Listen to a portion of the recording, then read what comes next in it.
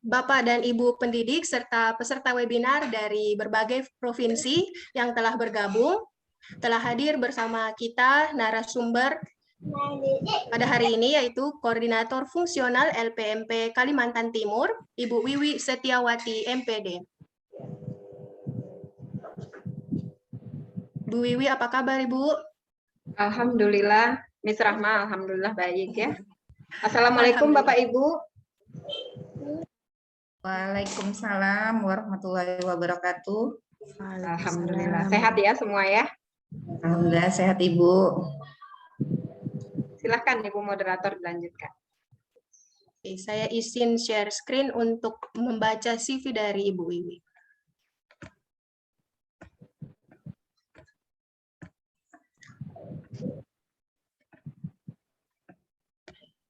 Screen saya sudah terlihat. Kan Bapak Ibu?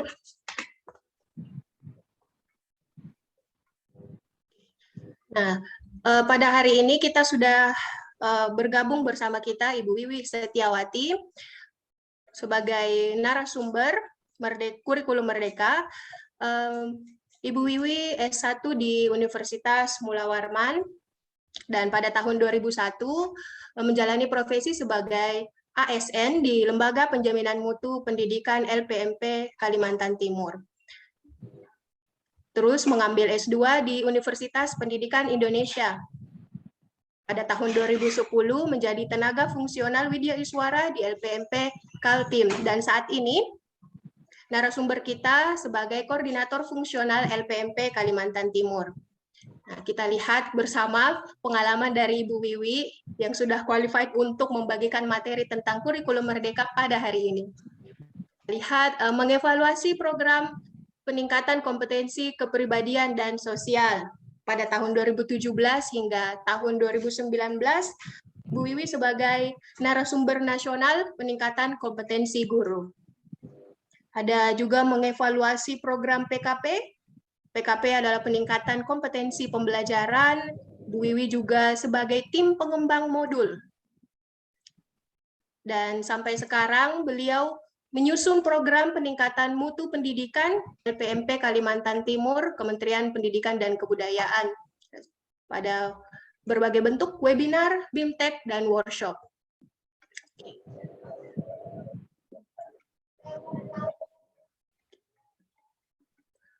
Nah, Ibu, saya izin menyampaikan data yang telah kami kumpulkan pada saat proses pendaftaran, karena sebagai gambaran,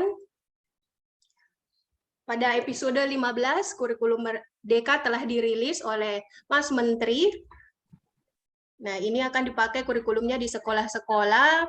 Nah, kita lihat pendaftar pada webinar kali ini, lebih dari setengahnya adalah guru-guru dari SMP, dan peserta lainnya sangat beragam dari semua jenjang pendidikan hingga perguruan tinggi. Terus kita juga menanyakan tentang apa yang telah diketahui tentang kurikulum merdeka. Nah, di sini ada beberapa jawaban, saya bacakan saja. Belum terlalu banyak mengetahui, nah makanya kita ada hadir dari SIMAGIC dengan menghadirkan Ibu Wiwi. Terus di sini, nah kami juga menanyakan seberapa sering telah mengikuti sosialisasi. Nah, 47% menjawab tidak pernah. Nah, sisanya ada 1-2 kali telah mengikuti. Nah, pemahaman untuk satu dari yang belum paham ada 36%. Nah, semoga nanti kita bisa sama-sama tercerahkan, mendapatkan informasi dan inspirasi untuk menerapkan kurikulum merdeka. Hal apa yang ingin diketahui? Semuanya. Banyak hal yang ingin diketahui. Semoga cukup waktunya. Oke. Nah, apakah institusi? Belum, Bu, katanya. 81% belum. Karena masih terkesan baru sepertinya. Oke, demikian secara singkat tentang data pengetahuan peserta-peserta webinar pada kali ini. Terus izinkan saya untuk menyampaikan rundown acaranya. Kita akan sampai di penyampaian materi oleh Ibu narasumber, kira-kira sejam, terus kita lanjutkan melalui sesi tanya-jawab dari partisipannya.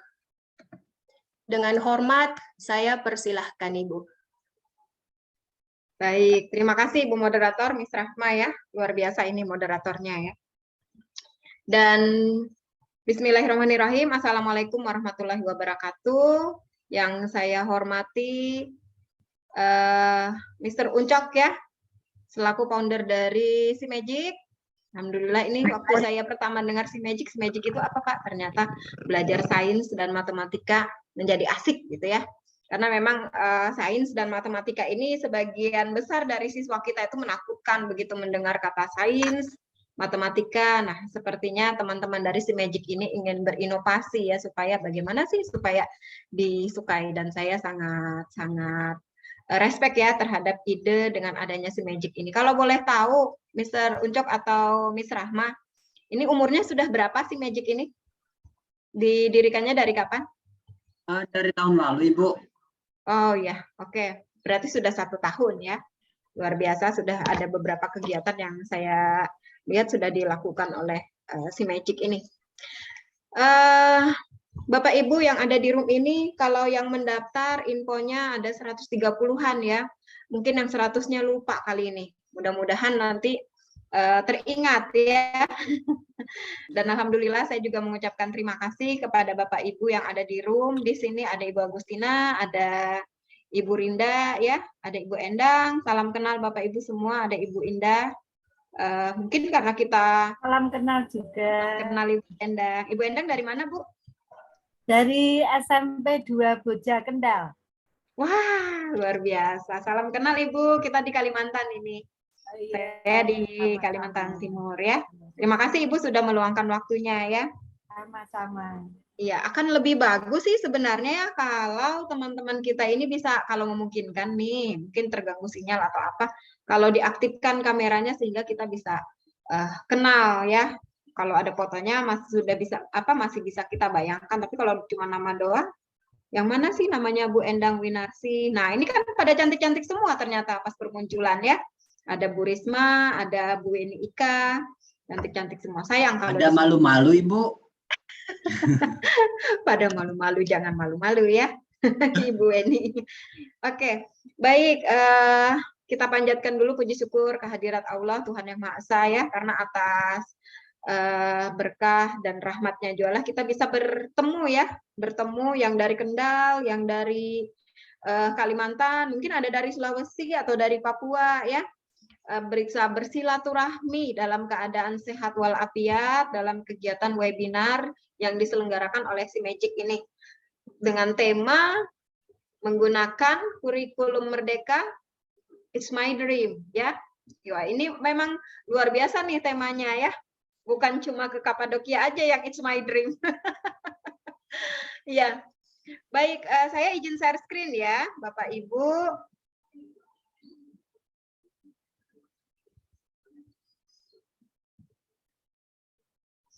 Dan saya juga terinspirasi ya dengan teman-teman SIMagic ini, di mana menyelenggarakan webinar dimulai dengan memberikan semacam angket kepada calon partisipan ya, untuk mengetahui pengetahuan awal dari para partisipan ini di mana sih, terus untuk mengetahui ada jenjang apa saja di sini yang bergabung dan dari mana saja gitu ya.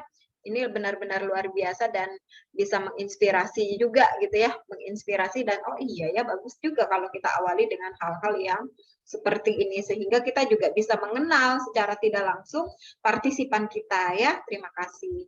Nah, untuk kurikulum merdeka ini sebenarnya kalau kita bicara tentang sejarahnya ya, sejarah kayaknya berat nih kalau kita bicara tentang sejarah ya. Ya, sebenarnya kalau dulu disebutnya kan ini sudah diimplementasikan ya dari tahun lalu ya oleh sekolah penggerak ya, oleh sekolah penggerak. Jadi di angkatan 1, sekolah penggerak di angkatan 1 itu ada 2.500 seluruh Indonesia itu sebagai sekolah penggerak. Dan juga ada sekolah dari jenjang SMK yang versi penggeraknya itu disebut sebagai SMKPK. Jadi sekolah menengah kejuruan pusat keunggulan. Jadi kalau di SMKPK itu bukan sekolah penggerak, tapi dia disebutnya SMKPK ya. Nah, itu dulu disebutnya pembelajaran paradigma baru, gitu ya. Pembelajaran di awal-awal. Jadi yang membedakan antara sekolah penggerak dengan sekolah yang bukan penggerak atau yang belum menjadi sekolah penggerak itu adalah pembelajaran paradigma baru yang terjadi di sekolah penggerak. Nah, di akhir-akhir tahun baru disebut sebagai kurikulum prototipe. Jadi menjadi kurikulum prototipe memang waktu awal launching ya, pembelajaran paradigma baru, ada struktur kurikulum. Ah, ini sih kurikulum juga, cuma pada saat itu masih belum bisa kita sebut sebagai kurikulum. Nah, lalu disebut kurikulum prototipe. Kalau kita bicara tentang prototipe itu kan apa sih Bapak Ibu prototipe itu? Mungkin bisa taruh di kolom chat. Ya rame. Ya, ketik di kolom chat.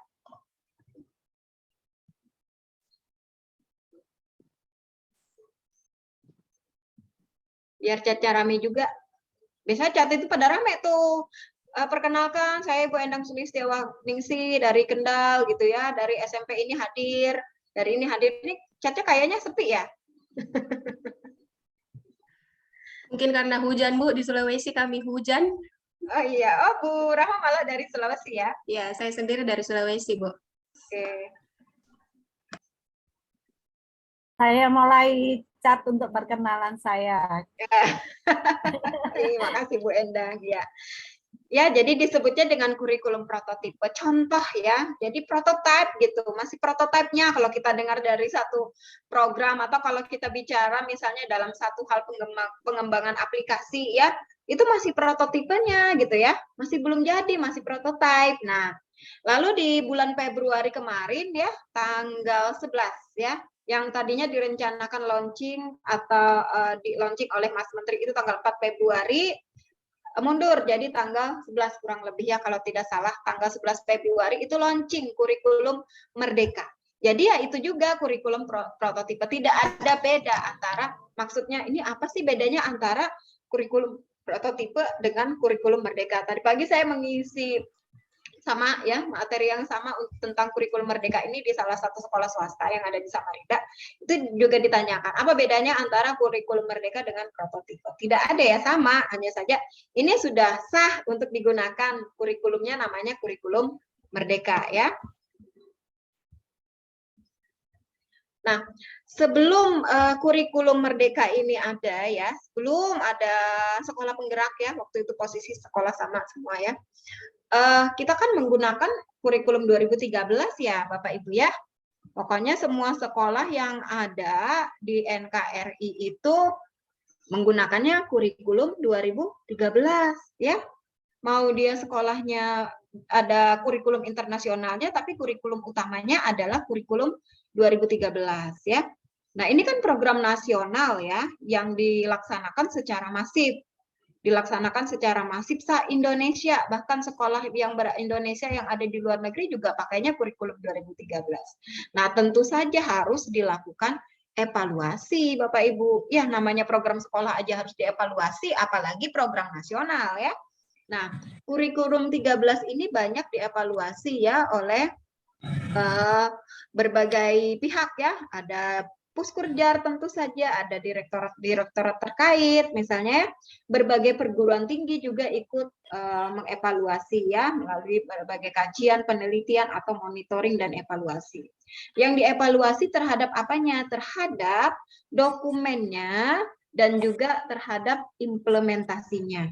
Ya, dokumennya apa saja yang dilihat? Mulai dari ide kurikulumnya seperti apa ya, desainnya, strukturnya, isinya.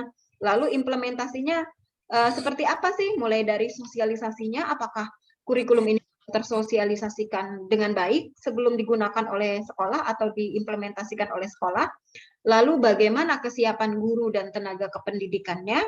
bagaimana kesiapan sekolah, bagaimana kesiapan dinas pendidikan, lalu melihat juga proses pembelajaran yang terjadi seperti apa dan penilaian hasil belajarnya ya. Nah, kita lihat Bapak Ibu hasil dari evaluasi terhadap dokumen kurikulum 2013. Nah, hasil evaluasi terhadap dokumen kurikulum 2013 ini yang pertama ada beberapa temuan nih, ada 6 ya. Sebenarnya banyak, tetapi ini yang menjadi bahasan utama ya. Jadi ditemukan di sini bahwa kurikulum 2013 ini terlalu luas, sulit dipahami dan diimplementasikan oleh guru. Mungkin ada guru yang tidak sulit, tetapi temuan ya kebanyakan ya guru itu merasa sulit untuk diimplementasikan karena kompetensinya dikatakan terlalu luas ya.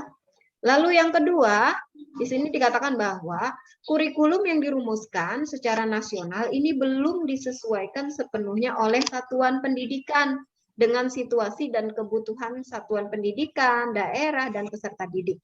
Ini apa sih namanya Bapak Ibu kalau kita menyesuaikan kurikulum ya sesuai dengan kebutuhan satuan pendidikannya, melihat situasinya ya, bagaimana kondisi daerahnya, visi misi sekolahnya, bagaimana peserta didiknya. Ini apa? Kita melakukan apa?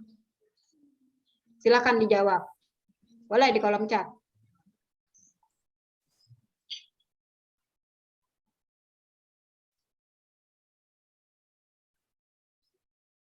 Ada yang bisa? Atau mau dinonaktifkan mikrofonnya juga boleh. Silahkan.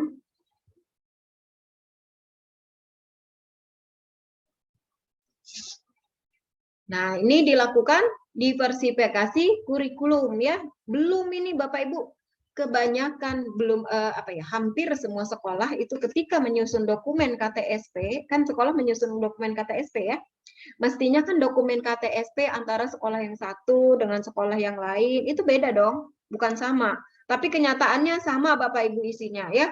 Bahkan sampai ke visi misi kok sama nih antara sekolah yang satu dengan sekolah yang lain. Harusnya kan berbeda ya Bapak Ibu. Jadi diversifikasi kurikulum ini juga jarang dilakukan oleh sekolah ya, melihat kebutuhan peserta didiknya itu juga tidak dilakukan. Walaupun mungkin ada sih sekolah yang melakukan diversifikasi kurikulum, tetapi masih belum semua sekolah melakukan diversifikasi kurikulum. Lalu Bapak Ibu yang ketiga untuk jenjang SMP nih.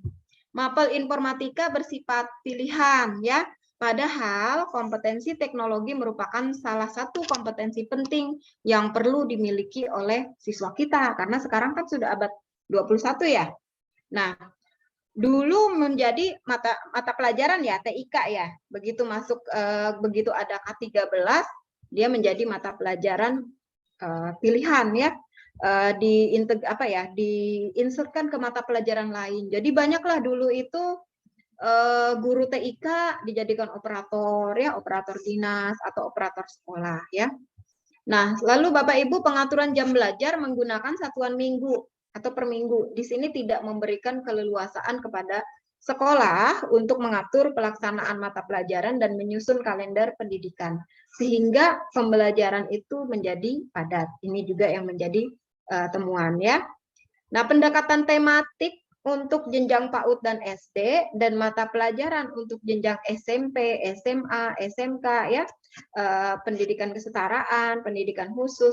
Ini merupakan satu-satunya pendekatan dalam kurikulum 2013 tanpa ada pilihan pendekatan lain. Jadi kalau jenjang SD itu wajib tematik loh, ya.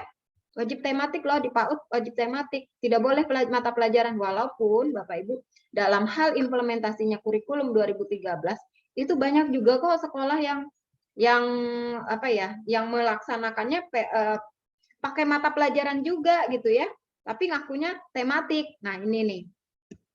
Nah, lalu Bapak Ibu kita lihat hasil evaluasi implementasi kurikulum 2013 ya untuk implementasinya. Kalau tadi kita melihat dari dokumennya. Jadi yang pertama, komponen perangkat pembelajaran di sini terlalu banyak dan menyulitkan guru dalam membuat perencanaan ya. Ini sih sebenarnya sudah diatasi ya Bapak Ibu ya dengan adanya kebijakan Merdeka Belajar episode 1 kalau Bapak Ibu ingat. Di episode 1 itu kan ada 4 program besar ya, 4 kebijakan besar di situ. Ada kebijakan tentang penggantian UN, ya, menjadi AN, lalu ada USBN juga, lalu kebijakan zonasi dalam hal PPDB dan penyederhanaan RPP. Jadi RPP yang tadinya komponennya sampai 13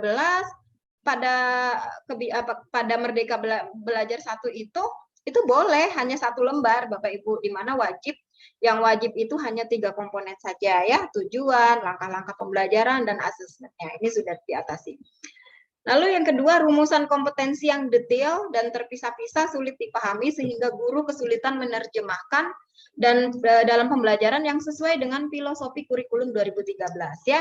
Filosofinya kan memang iya ya, yang namanya kurikulum itu samalah filosofinya ya, dari dulu juga mulai dari kurikulum KBK ya, kemudian ada kurikulum 2006, bahkan kurikulum yang sebelumnya itu sama, bahwa inginnya itu mengembangkan semua kompetensi, bukan hanya condong pada satu kompetensi saja ya. Misalnya hanya fokus pada kompetensi pengetahuan saja, yang lainnya ditinggalkan, tidak. Jadi semuanya tuh ingin dikembangkan, mulai dari kompetensi akademik dan non akademik, kompetensi sosialnya, spiritualnya ya, semuanya sama. Hanya saja di K13 ini rumusannya katanya terlalu detail dan dibuatnya terpisah ya. Kita kan tahu ya Bapak Ibu ya, ketika kita mengimplementasikan, dan Bapak Ibu juga sekarang ini mungkin masih banyak yang menggunakan kurikulum 2013. Kompetensinya kan memang dipisahkan ya Bapak Ibu ya, antara kompetensi sikap, antara kompetensi pengetahuan, dan kompetensi keterampilan. Jadi ini hasil temuan juga. Lalu strategi sosialisasi, pelatihan, pendampingan, dan monitoring implementasi K13 belum terlaksana secara tepat dan optimal ya, belum variatif, belum sesuai dengan kebutuhan, dan belum efektif. Kita lihat saja Bapak Ibu waktu pertama kali rilis ya atau launching ya K13 ini, memang waktu itu disiapkan para instrukturnya ya, instruktur nasional, lalu ada instruktur provinsi, lalu ada instruktur kabupaten kota. Ini dilatih Bapak Ibu hanya 7 hari ya, 7 hari. Mungkin banyak juga instruktur itu yang belum berpengalaman ya, ketika mengajar siswa sangat pengalaman, tapi ketika yang dihadapi adalah rekan sejawat itu masih belum pengalaman, sementara dilatihnya 7 hari gitu ya. Hanya 7 hari sudah disuruh perang Bapak Ibu, menghadapi guru-guru gitu ya, rekan-rekannya gitu. Ini merasa pelurunya masih kurang, akhirnya pada saat memberikan pelatihan itu ya seadanya Bapak Ibu. Ada yang hasil temuan kami itu hanya duduk saja menayangkan PowerPoint, peserta itu diminta untuk mengamati sendiri. Jadi beliaunya diam saja gitu. Nah, ya. Jadi itu yang mungkin belum maksimal, karena ya kita juga belum terlalu menyiapkan untuk siap ya, pelurunya belum banyak gitu ya, pelurunya belum banyak terus disuruh perang. Nah, itu yang menjadi salah satu hasil evaluasi. Lalu Bapak Ibu masih banyak pengawas, kepala sekolah, dan guru yang memiliki pemahaman kurang tentang kerangka dasar ya, diversifikasi sampai dengan konsep implementasi kurikulum 2013 ya. Lalu sosialisasi, pelatihan, pendampingan, dan monitoring implementasi kurikulum 13 belum berdampak optimal terhadap pemahaman pengawas, kepala sekolah, dan guru ya, kemampuan dan kinerja guru, serta peningkatan kualitas pendidikan di sekolah. Nah, Bapak Ibu, Ibu Wiwi, Ibu, ya, permisi, ada partisipan yang sepertinya ingin bertanya mungkin. Sebelum lupa pertanyaannya dari Ibu Endang Purwanti. Oh, langsung boleh Ibu langsung Endang. bertanya itu ya. Oke, silakan. Atau saya selesaikan paparan dulu, Bu Moderator. Coba kita cek dulu mungkin Ibu Endang. Tidak ada ya jawaban dari Ibu Endang. Oke Bu, silahkan. Berarti kita selesaikan dulu paparan dari ya, Ibu nanti Wiwi. baru diberi kesempatan bertanya ya. Sesi tanya jawab sekalian. Ya, oke. Oke, Bu. Oke, makasih. Silahkan. Nah, Bapak Ibu, kita kan kemarin itu menghadapi masa pandemi ya. Masa pandemi mulai dari tahun 2020 sampai sekarang masih pandemi juga gitu ya. Jadi pandemi, anak-anak semua belajarnya didaringkan gitu ya. Nah, sekarang ini kan kemarin sempat tatap muka ya, tatap muka. Saya harap semuanya sudah pernah tatap muka, walaupun mungkin sekarang sudah PJJ lagi, tapi kalau di sini sih tatap muka tapi terbatas ya, 50%. Nah, mungkin Bapak Ibu merasa pada saat anak-anak itu daring, ya, ketika dikasih soal, mengerjakan ulangan, itu aman. Mereka dapatnya nilai sempurna semua kan Bapak Ibu ya? Dapatnya nilainya sempurna semua 100. Tetapi pas tatap muka, kok siswa saya ini banyak tidak tahunya ya ketika ditanya, gitu ya. Padahal waktu daring kemarin mereka pada pandai-pandai. Mereka pada pintar-pintar, tapi kok sekarang menjadi tidak tahu apa-apa ya menurut kacamatanya Bapak Ibu, gitu ya. Nah, sebenarnya itu terjadi apa sih Bapak Ibu ya? Dan kenapa juga dikatakan kita ini saat sekarang ini dalam masa pemulihan pembelajaran?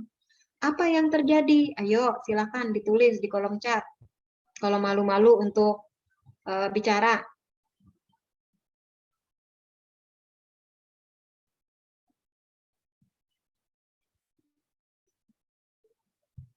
Nah, ini belajar online nilai anak tinggi-tinggi Ibu, tapi PTM ditanya pada bingung-bingung, gitu ya. Yang lain? Learning loss. Ya, Ibu Yofi, terima kasih. Karena terjadi learning loss nih, ya. Terjadi learning loss. Mungkin saat ini Bapak Ibu yang mengajar di kelas 5, ya, kemampuan anak kita itu kok setara dengan anak kelas 4, ya. Setara dengan anak kelas 3, ya. Karena terjadi learning loss, Bapak Ibu. Apa sih learning loss itu? Kok bisa terjadi learning loss pada saat pandemi ini? Gitu ya. Kok bisa sih terjadi learning loss? Padahal kan saya ngajar aja gitu ya. Nah, ini Bu Agustina nih. Bu Agustina, kata Bu Agustina, saat PTM tidak bisa mengutarakan pendapat jika ditanya hanya melihat saja gitu ya. Melihatnya mungkin melihat bingung, ini Ibu nggak nanya apa gitu ya. Atau pada saat Ibu menjelaskan, ini Ibu ngomong apa sih, saya tidak paham gitu ya. Ya, learning loss itu hilangnya pengetahuan dan keterampilannya ya Bapak Ibu, sehingga anak itu pengetahuan atau keterampilannya itu tidak sesuai dengan tuntutan di mana dia itu sekarang berada, gitu ya. Jadi kalau menurut hasil penelitian, kita itu learning loss-nya 6 bulan rata-rata, Bapak Ibu. Tapi tidak menutup kemungkinan learning loss kita itu lebih dari 6 bulan loh, Bapak Ibu. Bisa jadi 1 tahun, bisa jadi 2 tahun, gitu ya. Nah, ini nih yang dikatakan kita harus pulihkan. Harus pulihkan. Kita ini dalam masa pemulihan pembelajaran karena terjadi learning loss, ya. Nah, jadi dalam masa pemulihan pembelajaran, Bapak Ibu, sekolah diberikan kebebasan menentukan kurikulum yang akan dipilih. Kalau Bapak Ibu ingat waktu awal-awal pandemi ya, waktu kita baru saja melaksanakan PJJ ya, itu kan banyak guru-guru teriak tuh. Aduh, gimana ini kita mau menyelesaikan tuntutan dari kompetensi dasar yang banyak, sementara waktu kita terbatas. Sementara guru-guru itu mengirimkan materi hanya lewat WA, tidak ada interaksi ya. Anaknya juga belum tentu dia yang mengerjakan kalau ada tugas gitu ya. Tatap muka tidak ada sama sekali, masih bingung kita waktu itu. Memang kita Bapak Ibu tidak ada kesiapan ya. Tidak ada kesiapan ketika pandemi ini hadir ya, datang. Kalau sekolah-sekolah di luar negeri mungkin yang sudah terbiasa untuk blended ya, hybrid pembelajarannya sudah biasa Bapak Ibu. Tetapi kita banyak yang tidak siapnya Bapak Ibu. Mungkin ada sekolah-sekolah swasta siap, tetapi juga tidak semuanya ya. Sehingga bingung, bahkan pada saat masih awal pandemi itu banyak tidak melakukan pembelajaran Bapak Ibu, kita guru-guru ya. 1 bulan pertama masih bingung, ini saya ngajarnya bagaimana ya? Dikira libur gitu ya. Si gurunya ngira libur karena waktu itu masa pembelajaran jarak jauhnya per 2 minggu ya. 2 minggu dulu kita dilaksanakan pembelajaran jarak jauh, dikira libur 2 minggu lagi. Sampai akhirnya kok 1 bulan masih belum sekolah juga ya, baru kaget waktu itu ya. Bingung. Nah, kita waktu itu kurikulum 2013 dengan tuntutan kompetensi dasar atau tuntutan kurikulumnya yang sangat besar, sangat banyak ya. Itu mengeluh sehingga oleh Kementerian Pendidikan itu dikeluarkanlah kurikulum darurat ya Bapak Ibu ya. Kurikulum darurat yang mana sekolah boleh memilih apakah mau menggunakan kurikulum 2013 ya, apakah mau menggunakan kurikulum darurat. Bahkan satu lagi waktu itu ada istilah kurikulum mandiri. di mana sekolah boleh menentukan mau ngajar kompetensi dasar yang mana nih untuk siswa-siswanya sesuai dengan kebutuhan menurut analisis si gurunya atau keputusan dari sekolahnya ya. Tetapi kan kalau itu tetap kita lanjutkan Bapak Ibu akhirnya tidak standar. Jadinya nanti malah besar nanti perbedaannya ya kalau misalnya itu dibiarkan. Nah, kurikulum darurat itu juga isinya kan Bapak Ibu adalah kurikulum 13 yang sudah disederhanakan oleh pemerintah. Jadi memilih waktu itu. Nah, lalu Bapak Ibu ada program sekolah penggerak. Nah, di sekolah penggerak itu menggunakan kurikulum Merdeka ya, yang dulu disebut pembelajaran paradigma baru. Nah, jadi pada saat itu ada 3 kurikulum yang digunakan oleh satuan pendidikan yang ada di negeri kita. Jadi kurikulum 13, lalu kurikulum darurat, dan kurikulum Merdeka yang dilaksanakan di sekolah penggerak dan di SMKPK ya. Nah, sekarang ini Bapak Ibu sudah memiliki pilihannya, sudah ada banyak ya. Kalau dulu kurikulum Merdeka itu hanya boleh digunakan di sekolah penggerak, sekarang sekolah yang bukan penggerak pun boleh memilih opsi tersebut. Makanya di sini ada pilihan satu ya. Apakah mau menggunakan kurikulum 13 ya, atau mau menggunakan kurikulum darurat, atau Bapak Ibu ingin melaksanakan kurikulum Merdeka ya, atau sebelumnya disebut kurikulum prototipe ya, prototipe gitu ya. Nah, satuan pendidikan dapat mengimplementasikan kurikulum Merdeka secara bertahap sesuai dengan kesiapan masing-masing. Nah, saat ini Bapak Ibu sudah sedang masa pendaftaran tuh bagi sekolah-sekolah yang ingin mengimplementasikan kurikulum Merdeka ya. Jadi Bapak Ibu ini tadi ya, jadi sejak tahun 2021-2022 kurikulum Merdeka ini sudah diimplementasikan di 2.500 sekolah penggerak ya, dan 901 SMK PK.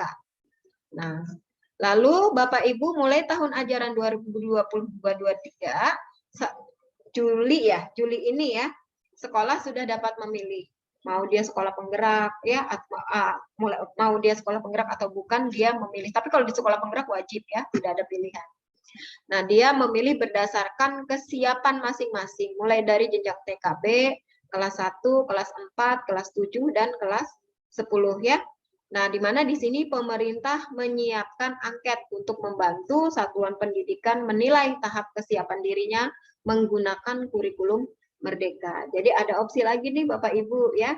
3 pilihan yang dapat diputuskan satuan pendidikan tentang implementasi kurikulum Merdeka pada tahun ajaran 2022-2023 adalah 1 ya. Apakah ingin menerapkan beberapa bagian dan prinsip kurikulum Merdeka tanpa mengganti kurikulum satuan pendidikan yang sedang diterapkan. Jadi Bapak Ibu versi yang pertama ya, sekolahnya Bapak Ibu nih sekarang pakai kurikulum darurat, tapi ingin menerapkan kurikulum Merdeka, hanya saja tidak utuh ya. Jadi silahkan, mungkin Bapak Ibu melaksanakan proyeknya gitu ya, melaksanakan proyeknya atau pembelajarannya mengikuti pembelajaran yang terjadi di sekolah penggerak atau yang tuntutan yang ada di kurikulum Merdeka, yaitu pembelajaran yang berdiferensiasi boleh ya. Atau yang kedua, menerapkan kurikulum Merdeka menggunakan perangkat ajar yang sudah disediakan. Nah, ini juga bisa. Jadi saya ingin melaksanakan kurikulum Merdeka, tapi semua perangkatnya saya ambil yang ada di contoh aja, tidak usah mengembangkan dulu. Jadi langsung ikuti aja yang ada di contoh. Itu boleh, silahkan. Atau versi yang ketiga, Bapak Ibu, menerapkan kurikulum Merdeka dengan mengembangkan sendiri berbagai perangkat ajar, misalnya modul ajarnya ya, KOSP-nya dikembangkan sendiri. Tetapi Bapak Ibu tetap disediakan contoh-contoh yang bisa menginspirasi sekolahnya Bapak Ibu ya. Jadi ada 3 pilihan yang bisa diputuskan satuan pendidikan. Nah, implementasi kurikulum Merdeka ini Bapak Ibu, ini dilakukan berdasarkan pada beberapa kebijakan-kebijakan berikut ya. Yang pertama Bapak Ibu ada Permendikbudristek nomor 5 tahun 2022. Mudah-mudahan Bapak Ibu sudah pernah mengakses ini ya, baca-baca ya. Tentang apa? Tentang standar kompetensi lulusan pada pendidikan anak usia dini, jenjang pendidikan dasar dan pendidikan menengah. Di mana di sini SKL merupakan kriteria minimal tentang kesatuan sikap, keterampilan, dan pengetahuan yang menunjukkan capaian kemampuan peserta didik dari hasil pembelajarannya pada akhir jenjang pendidikan ya. Jadi SKL menjadi acuan untuk kurikulum 13, kurikulum darurat, dan kurikulum merdeka. Jadi Bapak Ibu, dengan terbitnya Permendikbudristek nomor 5 tahun 2022, maka Permendikbud tentang SKL yang sebelumnya nomor 20 tahun 2016 itu sudah dinyatakan tidak berlaku lagi karena ini menjadi acuan untuk kurikulum 2013 darurat dan kurikulum merdeka. Jadi harus dibaca ya Bapak Ibu. Masih banyak ya rekan-rekan guru kita, kepala sekolah itu ketika kita tanya pernah belum membaca standar kompetensi lulusan?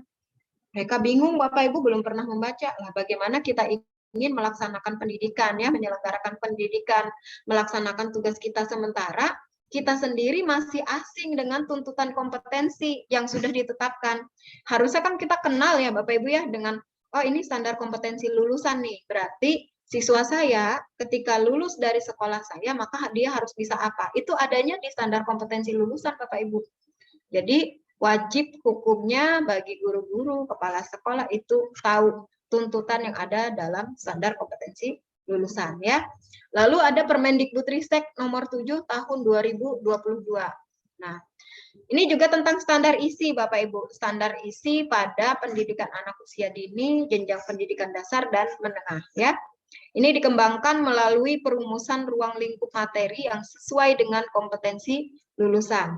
Ruang lingkup materi merupakan bahan kajian dalam muatan pembelajaran yang dirumuskan berdasarkan muatan wajib, sesuai dengan ketentuan peraturan perundang-undangan, konsep keilmuan, jalur, jenjang, dan jenis pendidikan ya.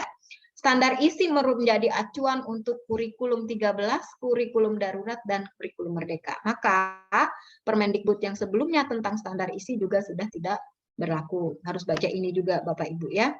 Lalu ada Kemendikbudristek nomor 56 tahun 2022. Ini adalah tentang pedoman penerapan kurikulum dalam rangka pemulihan pembelajaran.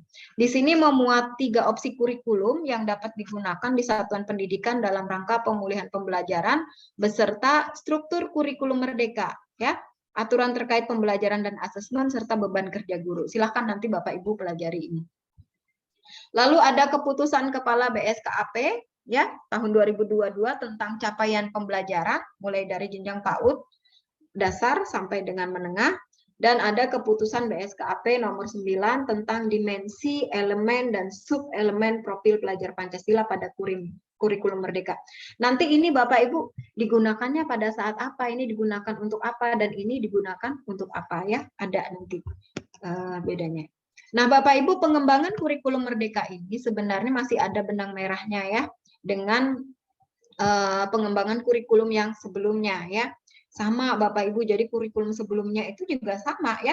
Yang pertama berorientasi holistik, jadi kurikulum itu dirancang untuk mengembangkan murid secara holistik, menyeluruh ya. Mencakup mulai dari kecakapan akademis dan non-akademis, ya, kompetensi kognitif, sosial, emosional, dan spiritual. Jadi masih sama ya. Kurikulum 13 juga seperti itu ya. Mengembangkan secara holistik kompetensi siswa. Lalu yang kedua berbasis pada kompetensi, bukan konten. Nah, kurikulum dirancang berdasarkan kompetensi yang ingin dikembangkan, bukan berdasarkan pada konten atau materi tertentu. Dan yang ketiga sama juga ya, kontekstualisasi dan personalisasi, di mana kurikulum dirancang sesuai dengan konteks budayanya, misi sekolah, lingkungan lokal, dan kebutuhan murid. Ini yang tadi kata saya masih belum terlalu terimplementasikan ya di kurikulum-kurikulum sebelumnya. Nah, Bapak Ibu, kurikulum merdeka ini mendorong pembelajaran yang sesuai dengan kemampuan siswa serta memberikan ruang yang lebih luas pada pengembangan karakter dan kompetensi dasar. Di sini Bapak Ibu, kurikulum prototipe ini memiliki beberapa karakteristik utama ya yang mendukung pemulihan pembelajaran. Yang pertama, pembelajaran berbasis proyek untuk pengembangan soft skills dan karakter ya. Di mana di sini acuannya adalah ingin mewujudkan profil pelajar Pancasila. Lalu yang kedua, fokus pada materi esensial, sehingga ada waktu cukup untuk pembelajaran yang mendalam bagi kompetensi dasar seperti literasi dan numerasi. Ini ada yang bantu coret-coret ya. Lalu ada fleksibilitas bagi guru untuk melakukan pembelajaran yang sesuai. Kita lihat satu-satu Bapak Ibu karakteristik utamanya ya.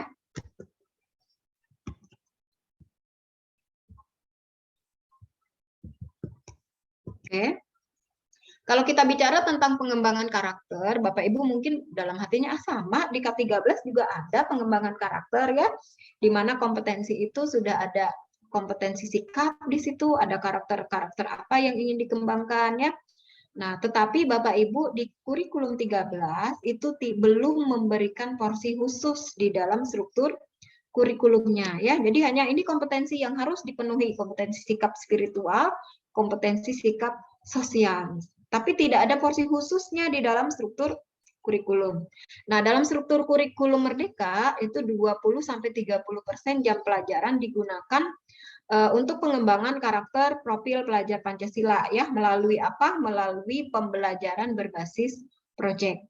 Nah, pembelajaran berbasis proyek ini penting untuk pengembangan karakter karena bisa memberikan kesempatan untuk belajar melalui pengalaman, mengintegrasikan kompetensi esensial yang dipelajari peserta didik dari berbagai disiplin ilmu dan struktur belajar yang fleksibel. Nah, Bapak Ibu, kalau kompetensi, kalau proyek itu tidak terikat dengan capaian pembelajaran, Bapak Ibu ya. Dia tidak terikat dengan capaian pembelajaran dan tidak bukan menjadi satu proyek untuk setiap mata pelajaran. Jadi dia berdiri sendiri, Bapak Ibu. Dan yang menjadi acuannya adalah acuan yang ada pada dimensi utama profil pelajar Pancasila. Nah, misalnya ini nih, kan ada 6 tuh dimensi utama profil pelajar Pancasila ya. Mulai dari perkembangan dimensi beriman, bertakwa kepada Tuhan Yang Maha Esa dan berakhlak mulia, ada gotong royong, ada berkebinekaan global ya, bernalar kritis misalnya. Ada kreatif, ya, mandiri, itu ada 6. Nah, itulah yang menjadi acuan ketika proyek ini dilaksanakan di sekolah yang mengimplementasikan kurikulum Merdeka.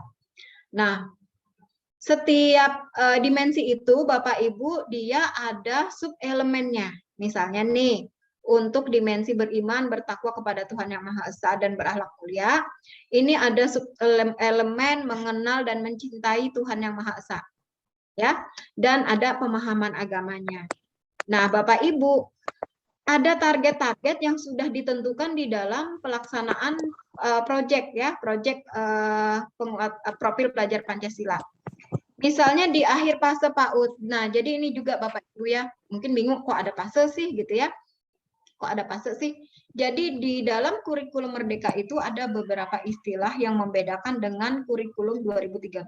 Misalnya nih, kalau di kurikulum 2013 itu ada yang namanya kompetensi dasar ya, kompetensi dasar. Di kurikulum Merdeka itu disebutnya dengan capaian pembelajaran. Kalau di kurikulum 13 itu kita melihatnya per jenjang kelas ya, kelas 1, kelas 2, kelas 3, kelas 4 sampai kelas 6 kalau SD ya. Nah, di kurikulum Merdeka itu fase Bapak Ibu. Fase A, fase B, fase C, fase D ya. Jadi satu fase itu mulai dari 2 sampai dengan 3 tahun rata-rata ya. Nah, kalau di SD itu ada 3 fase. Ada fase A, fase B, fase C. Fase A itu untuk anak kelas 1 dan 2 ya. Fase B itu untuk anak kelas 3 dan 4, fase C itu untuk anak kelas 5 dan 6. Fase D itu untuk jenjang SMP. Jadi mulai dari kelas 7, 8, 9 itu fase D. Nanti di SMA itu ada 2 fase Bapak Ibu. Fase E itu untuk kelas 10 dan fase F untuk kelas 11 dan 12. Jadi ada alasannya kok di SMA itu terbagi 2 fase ya. Lalu fase awal sekali itu adalah fase PAUD. Fase PAUD. PAUD itu langsung disebut fase PAUD aja. Nah, ada target-target yang sudah ditetapkan untuk setiap akhir fasenya Bapak Ibu. Jadi misalnya nih, untuk sub-elemen mengenal dan mencintai Tuhan Yang Maha Esa. Di akhir fase PAUD, anak itu sudah harus mengenal adanya Tuhan Yang Maha Esa melalui sifat-sifatnya. Lalu untuk di akhir fase A ini kan berarti di akhir dia kelas 2 ya. Biar kelas 2, tuntutannya dia harus sudah bisa mengenal sifat-sifat utama Tuhan Yang Maha Esa, bahwa Dia adalah Sang Pencipta yang Maha Pengasih dan Maha Penyayang, dan mengenali kebaikan dirinya sebagai cerminan sifat Tuhan. Jadi ini yang merupakan tuntutan-tuntutan yang ada setiap fasenya untuk setiap sub-elemen pada dimensi utama profil pelajar Pancasila. Nah, dalam pelaksanaan proyek ini, Bapak Ibu, Kementerian itu juga sudah menyiapkan berbagai tema, ya. Ada 7 tema, Bapak Ibu. Jadi Bapak Ibu tidak usah bingung mencari tema, ya. Mencari tema. Jadi sudah ada 7 tema utama yang perlu dikembangkan menjadi modul dengan topik dan tujuan yang lebih spesifik. Jadi nanti sekolah tinggal membuatkan modul proyeknya dengan menetapkan topik dan tujuan yang lebih spesifik. Nah, 7 tema utama ini mulai dari bangunlah jiwa dan raganya, berrekayasa dan berteknologi untuk membangun NKRI, ya, Bhinneka Tunggal Ika, gaya hidup berkelanjutan, kearifan lokal, kewirausahaan, dan suara demokrasi. Nah, karakteristik yang kedua, Bapak Ibu, fokus pada materi esensial, ya. Nah, kita ini kan Bapak Ibu sekarang, Bapak Ibu kan dituntut ya untuk melakukan pembelajaran yang mendalam, ya. Pembelajarannya jangan ceramah terus dong, pakai diskusi lah, pakai kerja kelompok, atau pakai model misalnya, ya, problem based learning, project based learning, discovery learning, Bapak Ibu dituntut seperti itu. Tetapi kan ketika Bapak Ibu ingin menggunakan diskusi, kerja kelompok, berbagai macam model, itu kan perlu waktu ya Bapak Ibu, ya. Perlu waktu. Sementara materi yang terlalu padat itu akan mendorong guru kembali menggunakan ceramah satu arah atau metode lain yang efisien dalam mengejar ketuntasan penyampaian materi. Akhirnya kembali lagi ceramah lagi. Karena materinya masih banyak nih, Bu. Saya tidak bisa kalau pakai model, nanti tidak terkejar. Nah, di kurikulum prototipe atau Merdeka, ini fokus pada materi esensial di tiap mata pelajaran untuk memberi ruang dan waktu bagi pengembangan kompetensi. Terutama apa? Terutama kompetensi mendasar seperti literasi dan numerasi. Nah, ini kita lihat nih Bapak Ibu, ya. Jadi coba kalau kita bandingkan nih antara mata pelajaran kurikulum, ya, jumlah kompetensi dasar di mata pelajaran bahasa Indonesia, matematika, dan sains. Bapak Ibu lihat nih. Yang warnanya muda ini, birunya ini adalah jumlah kompetensi dasar di kurikulum 2013. Yang tua ini adalah jumlah capaian pembelajaran pada kurikulum Merdeka. Pada pelajaran bahasa Indonesia, Bapak Ibu, terjadi penurunan 57% jumlah kompetensi dasar, ya, di dalam kurikulum Merdeka. Dari 52 di dalam kurikulum Merdeka hanya 22 saja Bapak Ibu capaian pembelajarannya, ya.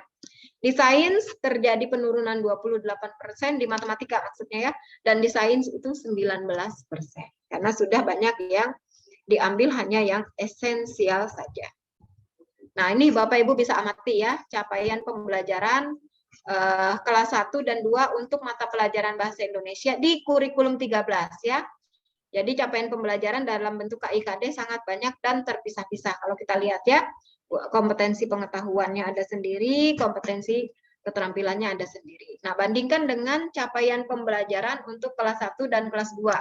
Ini berarti fase A, ya, mata pelajaran bahasa Indonesia. Ini nih Bapak Ibu, fase A untuk mata pelajaran bahasa Indonesia. Jadi nanti di akhir kelas 2 baru anak dilihat nih memiliki kemampuan berbahasa untuk berkomunikasi dan bernalar sesuai dengan tujuan kepada teman sebaya sampai dengan selesai, ya.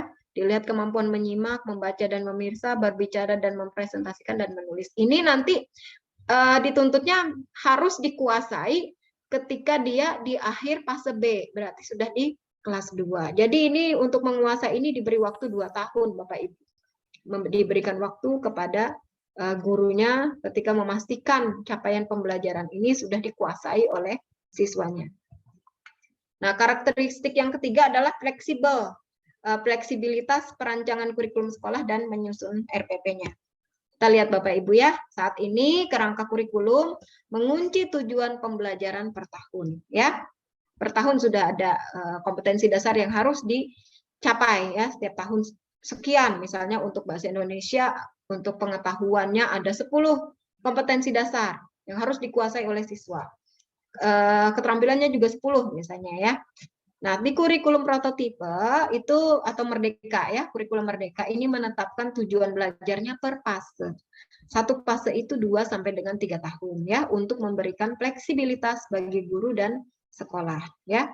Kurikulum Merdeka juga di kurikulum 13 saat ini mengunci jam pelajaran per minggu. Nah, di kurikulum Merdeka jam pelajaran itu langsung ditetapkan per tahun, Bapak Ibu. Supaya apa? Supaya sekolah bisa berinovasi dalam menyusun kurikulum dan pembelajarannya. Jadi, misalnya nih 144 misalnya ya untuk matematika. 144 ini silahkan sekolah leluasa untuk mengaturnya ya. Mau diselesaikan 1 semester langsung habis, silahkan. Mau disamakan dengan pada saat kurikulum 13, artinya 3 JP per minggu juga silahkan. Jadi diberikan keleluasaan kepada sekolah untuk mengaturnya. Nah, Bapak Ibu, kalau kita lihat juga di sini penentuan pendekatan untuk pengorganisasian pembelajaran juga menjadi wewenang sekolah ya atau satuan pendidikan. Nah, seluruh jenjang satuan pendidikan di sini dapat menggunakan pendekatan berbasis mata pelajaran, tematik, unit inquiry ya, atau kolaborasi lintas pelajaran ya, ataupun paduannya sesuai dengan peraturan menteri. Jadi pendekatan tematik tidak terbatas pada SD saja gitu ya. SD juga tidak harus selalu tematik misalnya. Lalu tidak harus satu pendekatan untuk seluruh mata pelajaran, tapi bisa dikombinasikan ya. Lalu ada keleluasaan kolaborasi antar mata pelajaran untuk melakukan asesmen lintas mata pelajaran ya. Mengintegrasikan pembelajaran atau asesmen juga bisa ya. Untuk apa? Untuk mengurangi beban belajar siswa. Karena asesmen yang berorientasi pada kompetensi biasanya membutuhkan lebih banyak usaha siswa dan juga guru yang menilainya ya. Pembelajaran dan asesmen juga menjadi lebih bermakna. Nah, jam pelajaran tadi diatur oleh pusat per tahun, bukan per minggu. Ini yang tadi ya Bapak Ibu ya. Jadi siswa itu tidak harus mempelajari hal yang sama setiap minggu sepanjang tahun. Target jam pelajaran pun untuk 1 tahun ini bisa dicapai kurang dari 1 tahun ya. Kayak tadi, misalnya matematika mau diselesaikan 1 semester silahkan gitu ya. Mau diselesaikannya fokusnya di semester ganjil, tetapi masih ada sisanya di semester genap sedikit silahkan ya. Misalnya nih, contoh skenario di SD. Mata pelajaran seni rupa dipelajari secara intensif dalam semester ganjil dan asesmen sumatiknya berupa pameran karya. Ya. Nah, di semester ganjil tersebut ada mata pelajaran lain yang dikurangi JP-nya, misalnya IPAS, ilmu pengetahuan alam dan sosial. Ini juga salah satu yang membedakan ya Bapak Ibu ya, kalau di SD itu mata pelajaran IPA dan IPS itu jadi satu, yaitu IPAS. Ya. Nah, lalu di semester genap mata pelajaran seni rupa tersebut sudah selesai kan, tidak diajarkan lagi. Maka fokus akan mempelajari IPA seperti halnya seni di semester ganjil dengan asesmen sumatif pameran hasil penelitian siswa. Nah, struktur kurikulum terbagi menjadi 2 kegiatan utama, yaitu kegiatan rutin di kelas, yaitu intrakurikuler dan kegiatan proyek ya. Jumlah JP tidak berubah dari kurikulum 13 Bapak Ibu. Sama, tapi 20-30% dari JP per tahun itu dialokasikan untuk pembelajaran melalui proyek yang ditujukan untuk mencapai profil belajar Pancasila ya. Nah, kegiatan proyek ini tidak berbasis mata pelajaran, jadi tidak berbasis mata pelajaran, dia berdiri sendiri Bapak Ibu, sendiri ya. Jam pelajaran untuk setiap mapel akan dialihkan karena 1, tidak ada penambahan JP untuk siswa. Karena JP yang ada saat ini aja sudah cukup panjang dan menyita waktu siswa ya. Lalu yang kedua, diasumsikan bahwa kompetensi esensial dari seluruh mata pelajaran juga akan dipelajari melalui proyek ya, tetapi di proyek itu tidak berbasis pada mata pelajaran ya. Nah, kompetensi esensial dikenal juga sebagai general capabilities ya, transferable skills dan transferable skills yang dipelajari melalui disiplin ilmu namun tidak melekat pada suatu ilmu pengetahuan sehingga dapat digunakan di berbagai konteks termasuk kehidupan sehari-hari dan dunia kerja. Nah, proyek penguatan profil pelajar Pancasila ini adalah kegiatan yang fleksibel, tidak rutin atau terstruktur dan lebih berpusat pada siswa ya. Kenapa dikatakan fleksibel dan berpusat pada siswa? Karena proyek ini dilakukan 2-3 kali dalam 1 tahun sesuai jenjang, jangka waktu masing-masing proyek tidak harus sama ya. Tidak ada atau tidak perlu ada jadwal kegiatan belajar karena siswa dapat melakukan penelitian, pengerjaan karya sesuai kebutuhan mereka. Hal ini mendorong self-regulated learning. Jadi Bapak Ibu, proyek itu dilakukan 2-3 kali. Kalau untuk di jenjang SD itu minimal 2 proyek 1 tahun ya. Untuk jenjang SMP dan SMA termasuk juga SMK itu minimal 3 proyek dalam 1 tahun. Nah, ini juga waktunya bisa beda-beda Bapak Ibu. Misalnya nih, di SD jumlah proyek, jumlah JP yang harus dilakukan untuk proyeknya misalnya 250 JP misalnya ya. Kan ada 2 proyek nih di SD. Bisa jadi nanti proyek yang pertama itu lebih lama waktu penyelesaiannya karena lebih rumit, lebih kompleks gitu ya.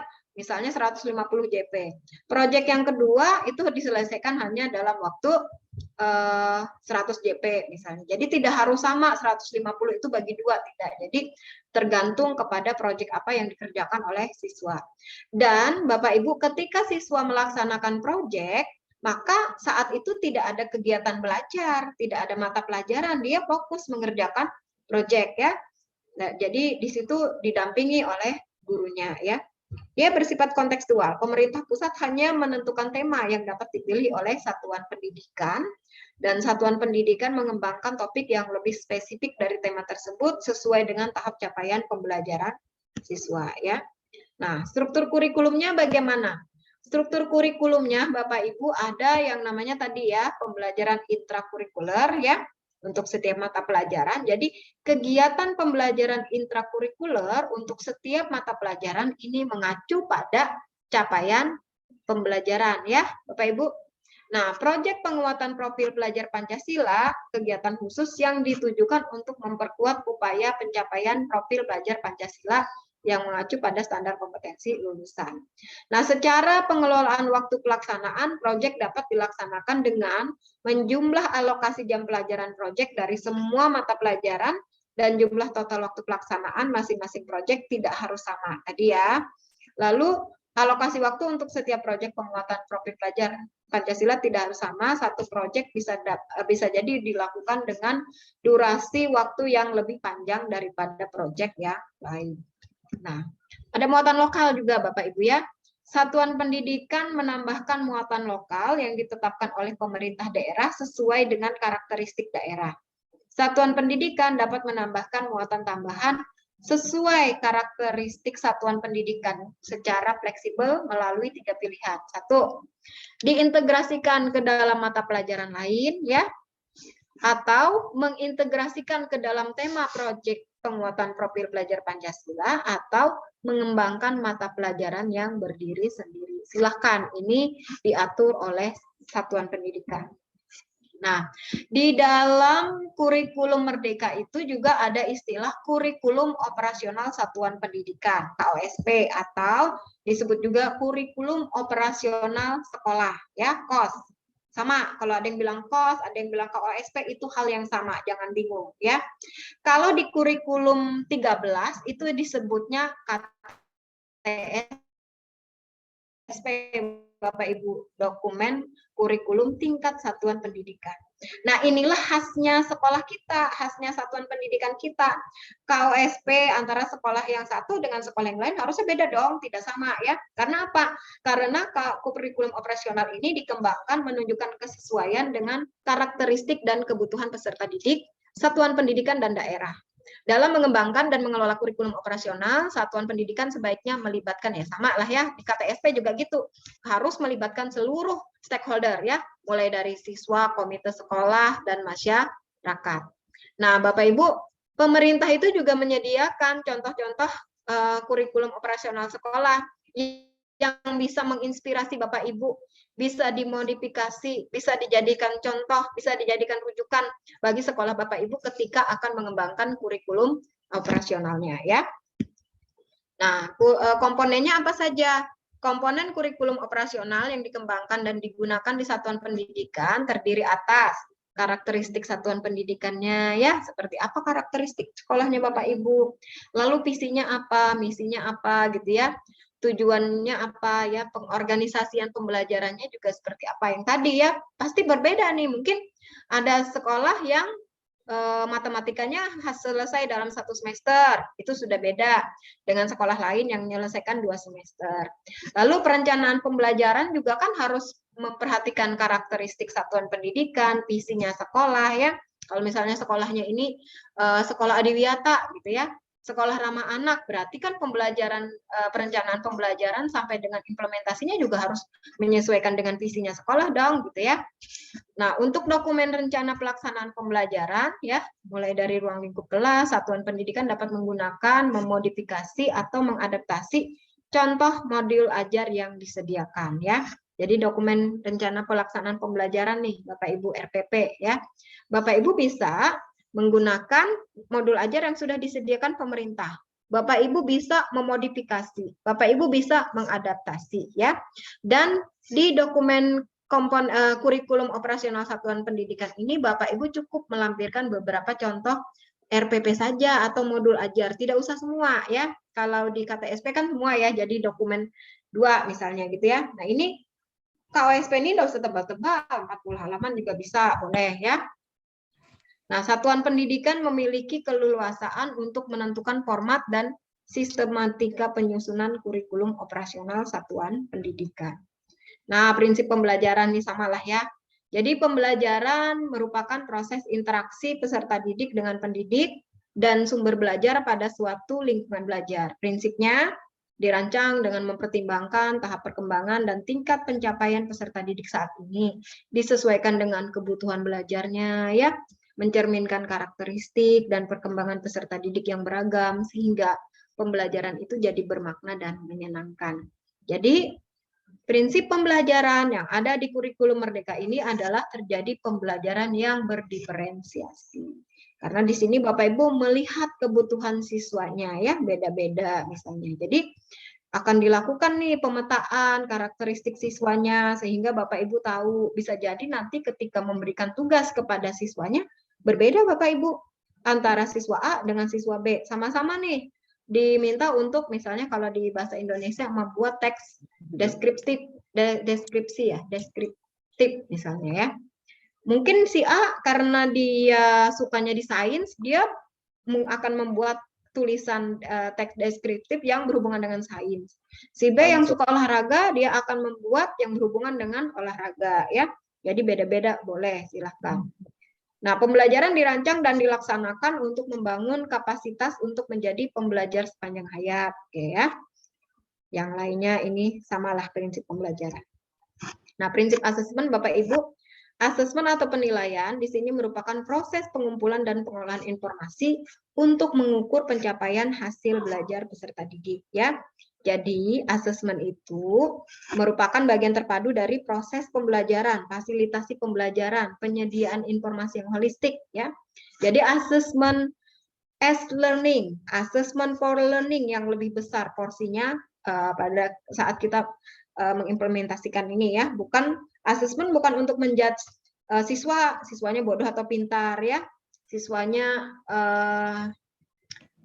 sudah naik kelas atau tidak, tetapi asesmen ini lebih pada kita mendiagnosis siswa ini masalahnya apa sih, sehingga kita bisa bantu dia untuk keluar dari masalah, ya. Kita juga bisa mendapatkan informasi, kita bisa memberikan umpan balik berdasarkan dari hasil asesmen tersebut, ya. Jadi dirancang, dilakukan sesuai dengan fungsi asesmen dengan keleluasaan untuk menentukan teknik dan waktu asesmen agar efektif mencapai tujuan pembelajaran, ya.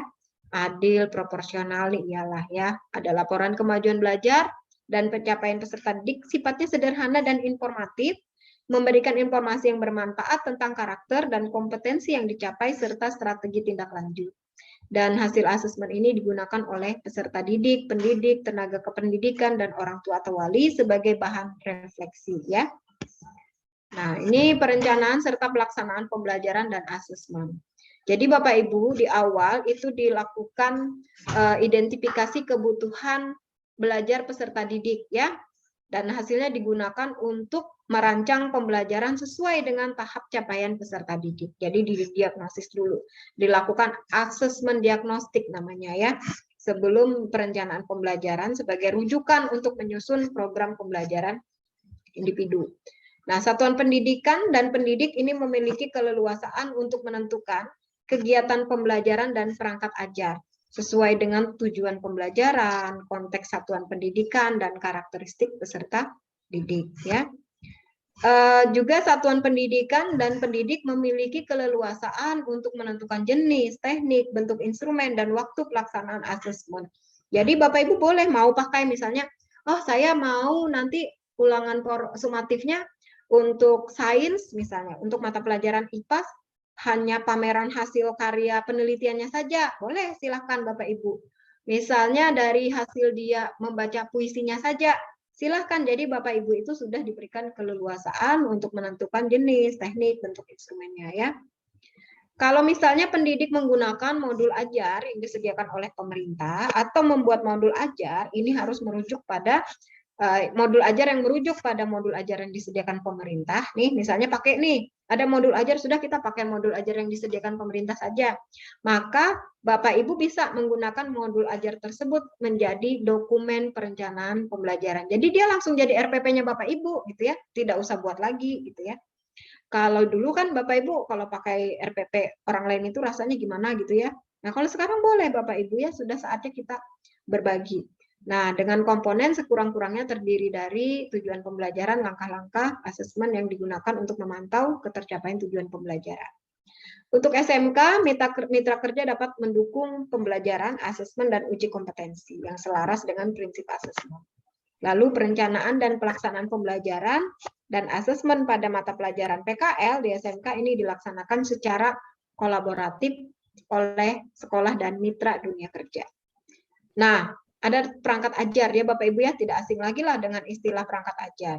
Nah, perangkat ajar merupakan bahan ajar yang digunakan oleh pendidik dalam upaya mencapai profil belajar Pancasila dan capaian pembelajaran.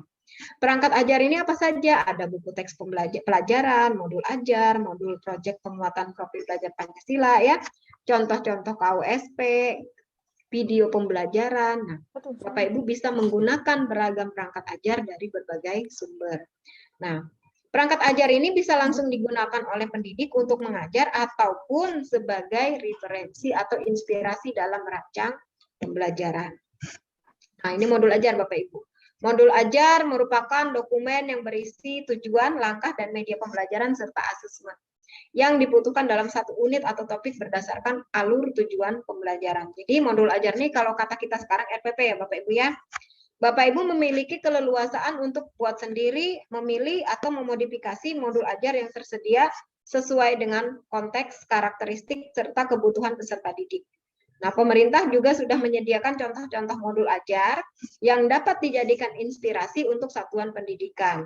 Nah, bagi Bapak Ibu yang menggunakan modul ajar yang disediakan oleh pemerintah, maka tidak perlu lagi menyusun RPP-nya ya, modul atau modul ajar. Pakai aja itu, tidak usah disusun lagi.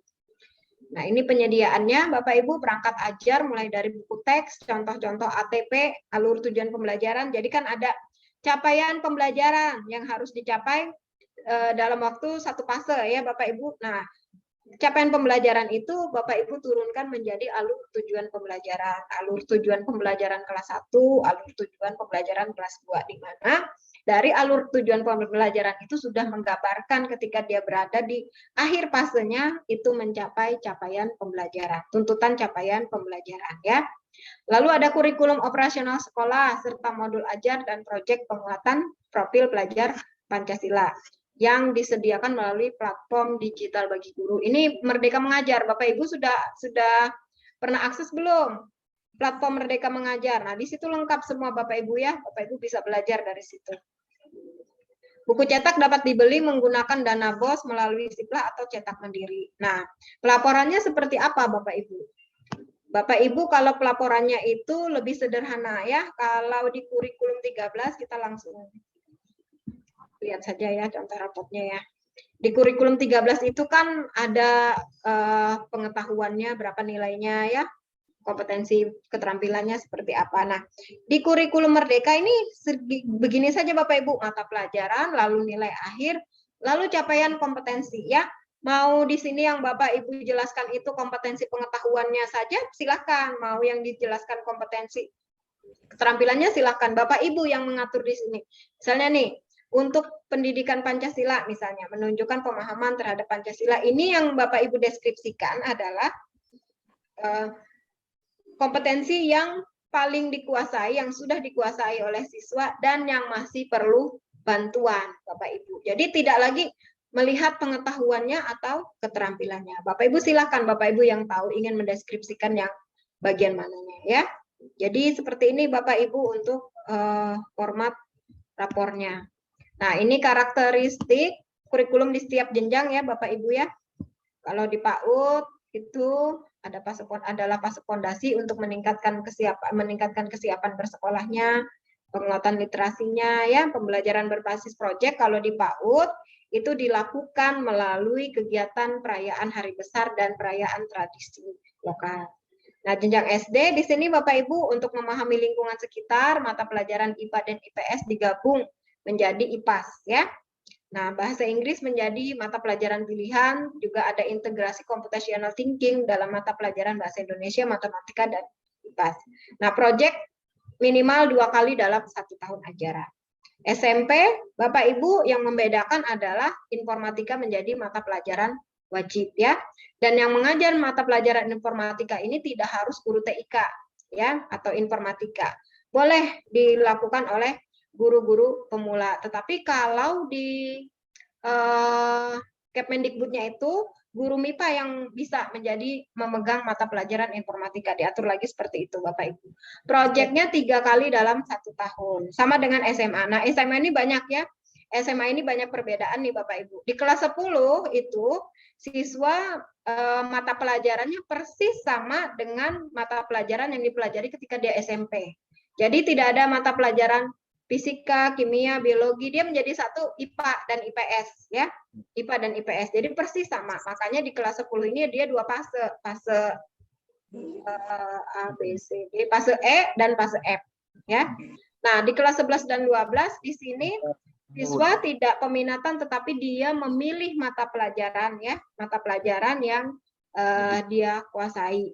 Jadi ada mata pelajaran wajib dan ada mata pelajaran pilihan dari kelompok MIPA, IPS, bahasa, dan ada keterampilan vokasi sesuai minat bakat dan aspirasinya. Proyeknya 3 kali minimal dalam 1 tahun. 6 bulan, 1 semester. Oke Bapak Ibu, saya sudah selesai. Terima kasih. PKL ya. Saya serahkan kepada moderator. Ajar dapat Terima kasih Ibu Wiwi materinya. Nah, demikian pemaparan materi dari Ibu Wiwi. Ada beberapa tadi bahkan sampai asesmen pun dibahas. Jadi kita sudah mendapatkan gambaran secara umum. Saatnya saya mempersilahkan kepada Bapak Ibu yang ingin bertanya secara langsung, silahkan raise hand. Terus kita sudah ada pertanyaan dari kolom chat dari Ibu Julia Roli Senang Banurea. Nah, Ibu Julia mengatakan bahwa katanya implementasi kurikulum K13 hingga saat ini pun belum terlaksana di seluruh sekolah Indonesia. Instruktur yang dulu melatih dengan habiskan banyak anggaran masih belum efektif. Sekarang muncul kurikulum Merdeka. Pertanyaannya, untuk di daerah Bu, belum semua sekolah mampu ikut dengan kriteria tertentu, namun di lapangan akan selalu terjadi disparitas mutu pendidikan di tiap sekolah. Tidakkah ada kesenjangan Bu, katanya dari Ibu Julia? Silahkan Ibu. Oke, terima kasih ya Ibu Julia ya. Bertanya, ya betul K13 itu sekolah-sekolah sambil berjalan, sambil belajar ya untuk mengimplementasikannya secara benar. Sebentar saya pakai ini. Secara benar. Jadi sampai saat ini benar itu ya, yang bahkan ketika kita mensosialisasikan kurikulum Merdeka ini, Bu, baru aja kita ini paham untuk pelaksanaan kurikulum atau implementasi kurikulum 13 sudah mau diganti lagi gitu ya. Ada yang bayangkan Bapak Ibu K13 itu kan sudah jalan berapa tahun ya? Kalau kita hitung dari 13 berarti sudah kurang lebih 9 tahun kan?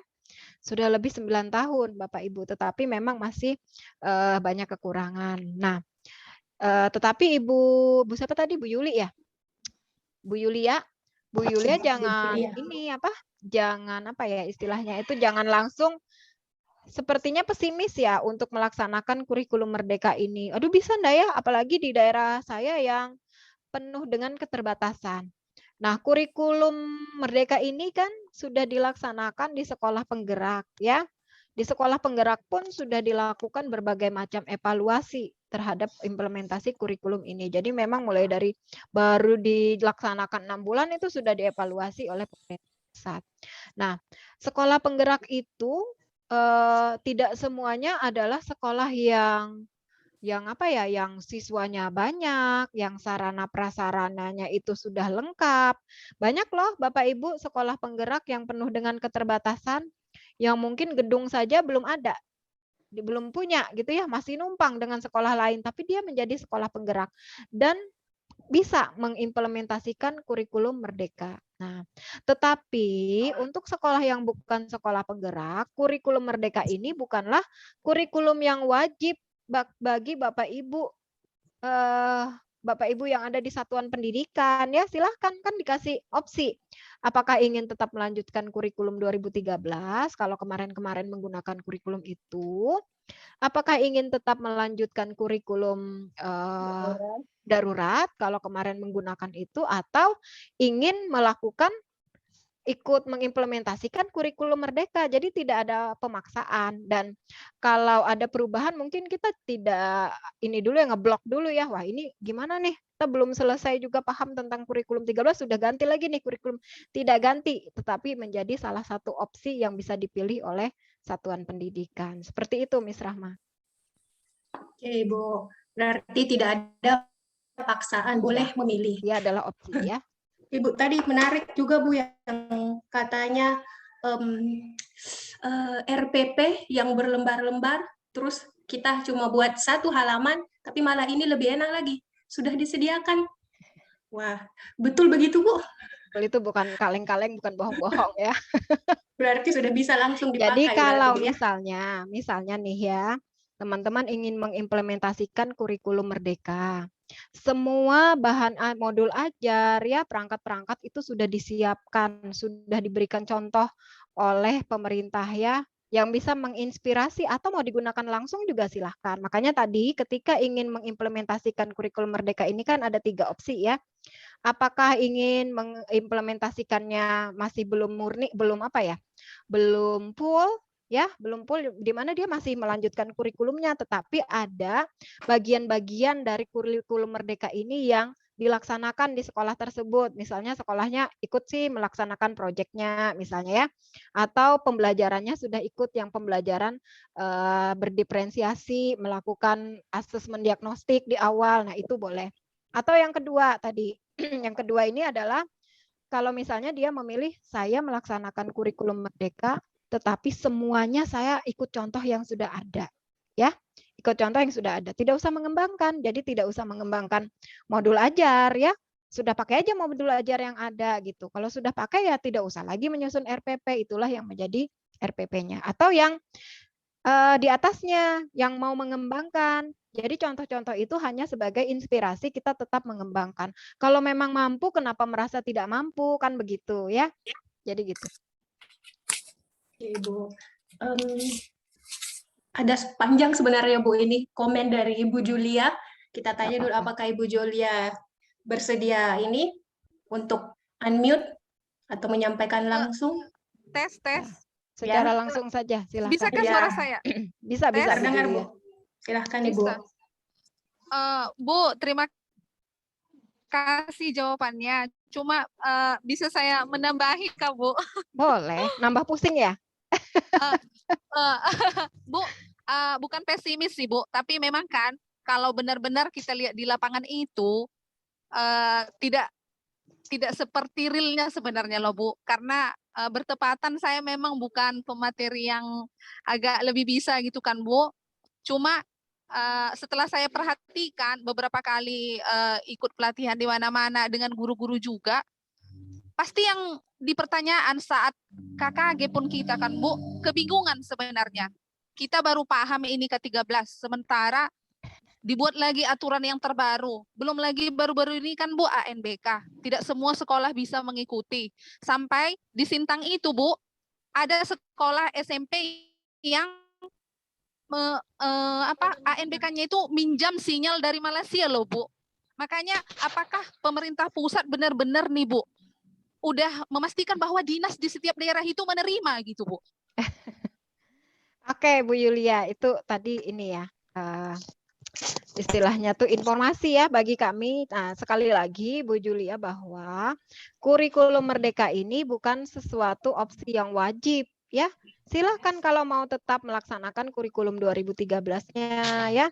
Kalau mau tetap melaksanakan atau melanjutkan kurikulum daruratnya. Ini bukan wajib, hanya menjadi salah satu opsi yang bisa dipilih oleh satuan pendidikan ya. Kalau misalnya sekolahnya Bu Julia merasa nggak usah lah, kita lanjut aja dulu kurikulum 13 atau kurikulum daruratnya, tidak apa-apa juga ya, tidak ada masalah gitu. Jadi silahkan saja karena memang ini hanya sebagai salah satu opsi.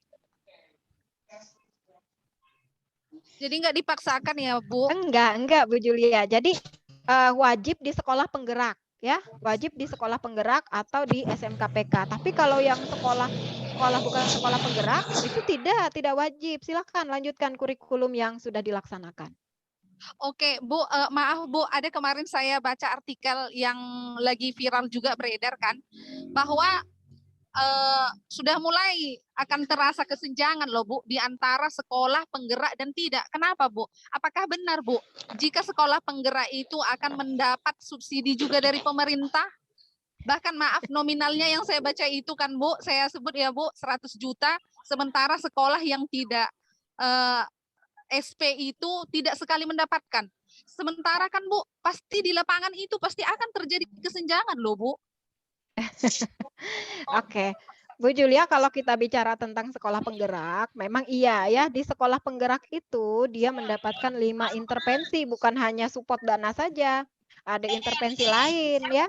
Dia mendapatkan pendampingan konsultatif dan asimetris ya dari pemerintah pusat dan pemerintah daerah. Kalau misalnya ada masalah, ada kendala, itu langsung diselesaikan. Apa nih masalahnya yang ada di sekolah penggerak dalam hal implementasi kurikulum merdekanya, itu langsung dibantu untuk diselesaikan. Di sekolah penggerak itu ada namanya pelatih ahli ya. Ada namanya pelatih ahli. Di sini ada nih pelatih ahli teman saya nih, Ibu Dian Ekawati nih. Halo Bu Dian. Nah, jadi ada namanya pelatih ahli, didampingi oleh pelatih ahli. Jadi dicari masalah yang ada, dicarikan solusi. Kalau misalnya pelatih ahlinya tidak bisa menyelesaikan, dibawa tuh masalahnya ke PMO daerah. Daerah belum bisa menyelesaikan, dibawa sampai ke pusat. Sampai seperti itu intervensi yang diberikan kepada sekolah penggerak. Lalu diberikan pelatihan-pelatihan ya. Pelatihan-pelatihan termasuk tadi pendampingan ya. Termasuk ada support yang namanya bos kinerja di sekolah penggerak. Memang seperti itu. Jadi memang sekolah penggerak ini juga kan tidak asal pilih ya, pemerintah pusat atau pemerintah daerah, tetapi diberikan hak yang sama oleh seluruh satuan pendidikan yang ada di Indonesia, di kabupaten kota yang menyelenggarakan ya, untuk mendaftar. Silahkan mendaftar. Jadi diawali dengan mendaftar dulu, kepala sekolahnya diseleksi dulu. Jadi tidak langsung comot aja nih dinas pendidikan langsung pilih sekolah A, sekolah B, sekolah C jadi sekolah penggerak. Tetapi kepala sekolahnya berkompetisi dulu, diseleksi. Nah, setelah dia dinyatakan lulus, maka sekolahnya ditetapkan sebagai sekolah penggerak. Gitu ya, Bu Julia ya. Oh, iya Bu, makasih Bu. Oke, terima kasih.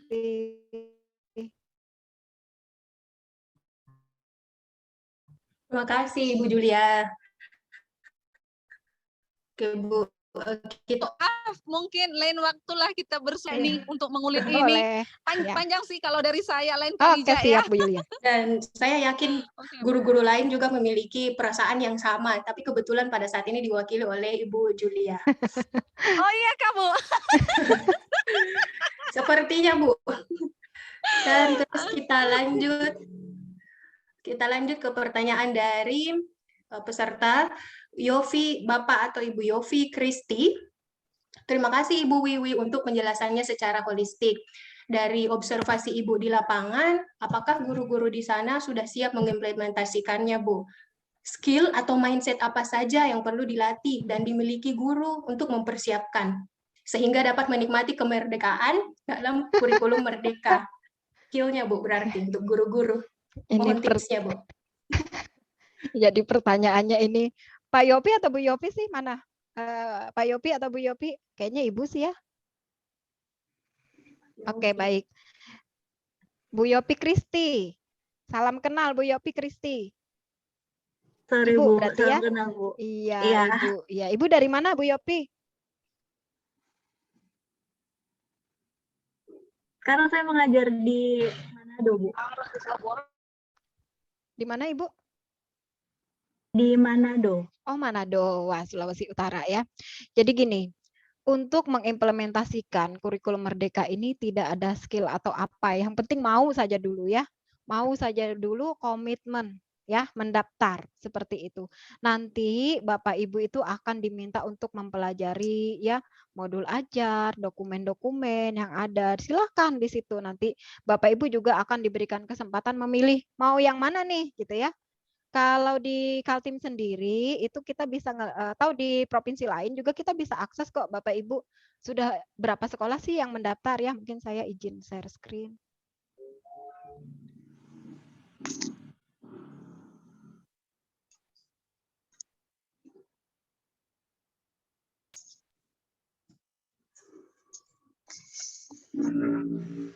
Nah, ini misalnya nih di Kalimantan Timur ada 3 kan, mandiri belajar, mandiri berubah, mandiri berbagi. Jadi ada 29 sekolah yang memilih untuk melaksanakan kurikulum merdeka itu dengan mandiri belajar. Mandiri belajar ini yang tadi Bapak Ibu pilihan pertama ya, yang masih mungkin blended atau sekarang ini ingin belajar dulu, misalnya tahun depan baru mengimplementasikan. Nah, mandiri berubahnya ada 97. Mandiri berubah ini yang menggunakan langsung ya, menggunakan langsung modul ajarnya, KWSP-nya, contoh-contoh yang ada itu. Jadi tidak mengembangkan dulu. Tetapi kalau mandiri berbagi ini dia sudah berani mengembangkan sendiri ya. Mengembangkan sendiri ini ada 5 sekolah. Kenapa dikatakan mandiri berbagi? Karena nanti di sini dia akan apa yang dia buat itu juga akan dia bagi kepada yang lain gitu. Jadi mandiri berbagi. Nah, ini kelihatan nih Bapak Ibu sudah berapa ya kalau di Sulawesi Utara, mana utara nih? Nah, ini utara yang sudah daftar. Jadi seperti itu Bu Yopi ya. Jadi antusias sih, bahkan kalau di Kalimantan Timur itu ada beberapa kabupaten kota yang pemerintah daerahnya itu ingin sudah mengimplementasikan kurikulum merdeka ini 100% di wilayahnya. Itu sudah. Ya. Bagaimana Ibu Yofi? Berarti Iya. skillnya yang penting mau dulu. Mau Berarti, dulu. ya. Tapi kan sudah membuktikan bahwa dengan hadirnya webinar ini berarti sudah mau mendengar atau mengetahui, mendapatkan pengalaman, inspirasi atau apa sih sebenarnya yang sedang diperbincangkan di kurikulum merdeka ini. Oke, kita lanjut. Terima kasih Bu Yofi pertanyaannya. Ada pertanyaan dari Ibu Sidah Mariati. Ibu, saya mau tanya, kalau saya nggak salah pemahaman dalam kurikulum merdeka tadi, jika materi yang setahun boleh jadi 1 semester ya Bu? Terus yang semester satunya siswa dikasih materi, apalagi ya Bu, kalau materi sudah dikasih pada semester lalu. Jadi jika materi yang setahun boleh jadi 1 semester. Bagaimana itu Bu? Ya, jadi gini ya, saya izin nge-share ini dulu ya, struktur kurikulumnya ya, sebentar.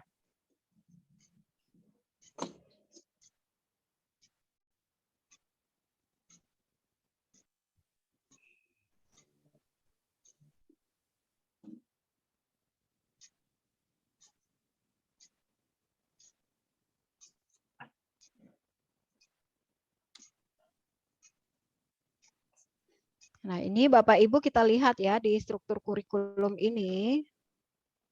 Misalnya nih jenjang SD, misalnya ya. Yang utuh aja lah kita lihat nih.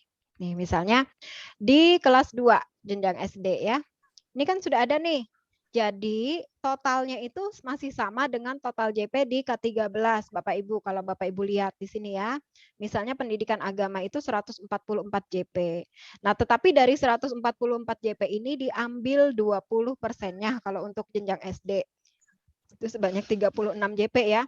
Ini untuk apa? Ini untuk proyek, tetapi proyeknya bukan untuk dilaksanakan per mata pelajaran. Jadi membacanya bukan, oh nanti proyeknya pendidikan agama Islam ada 36 JP misalnya ya.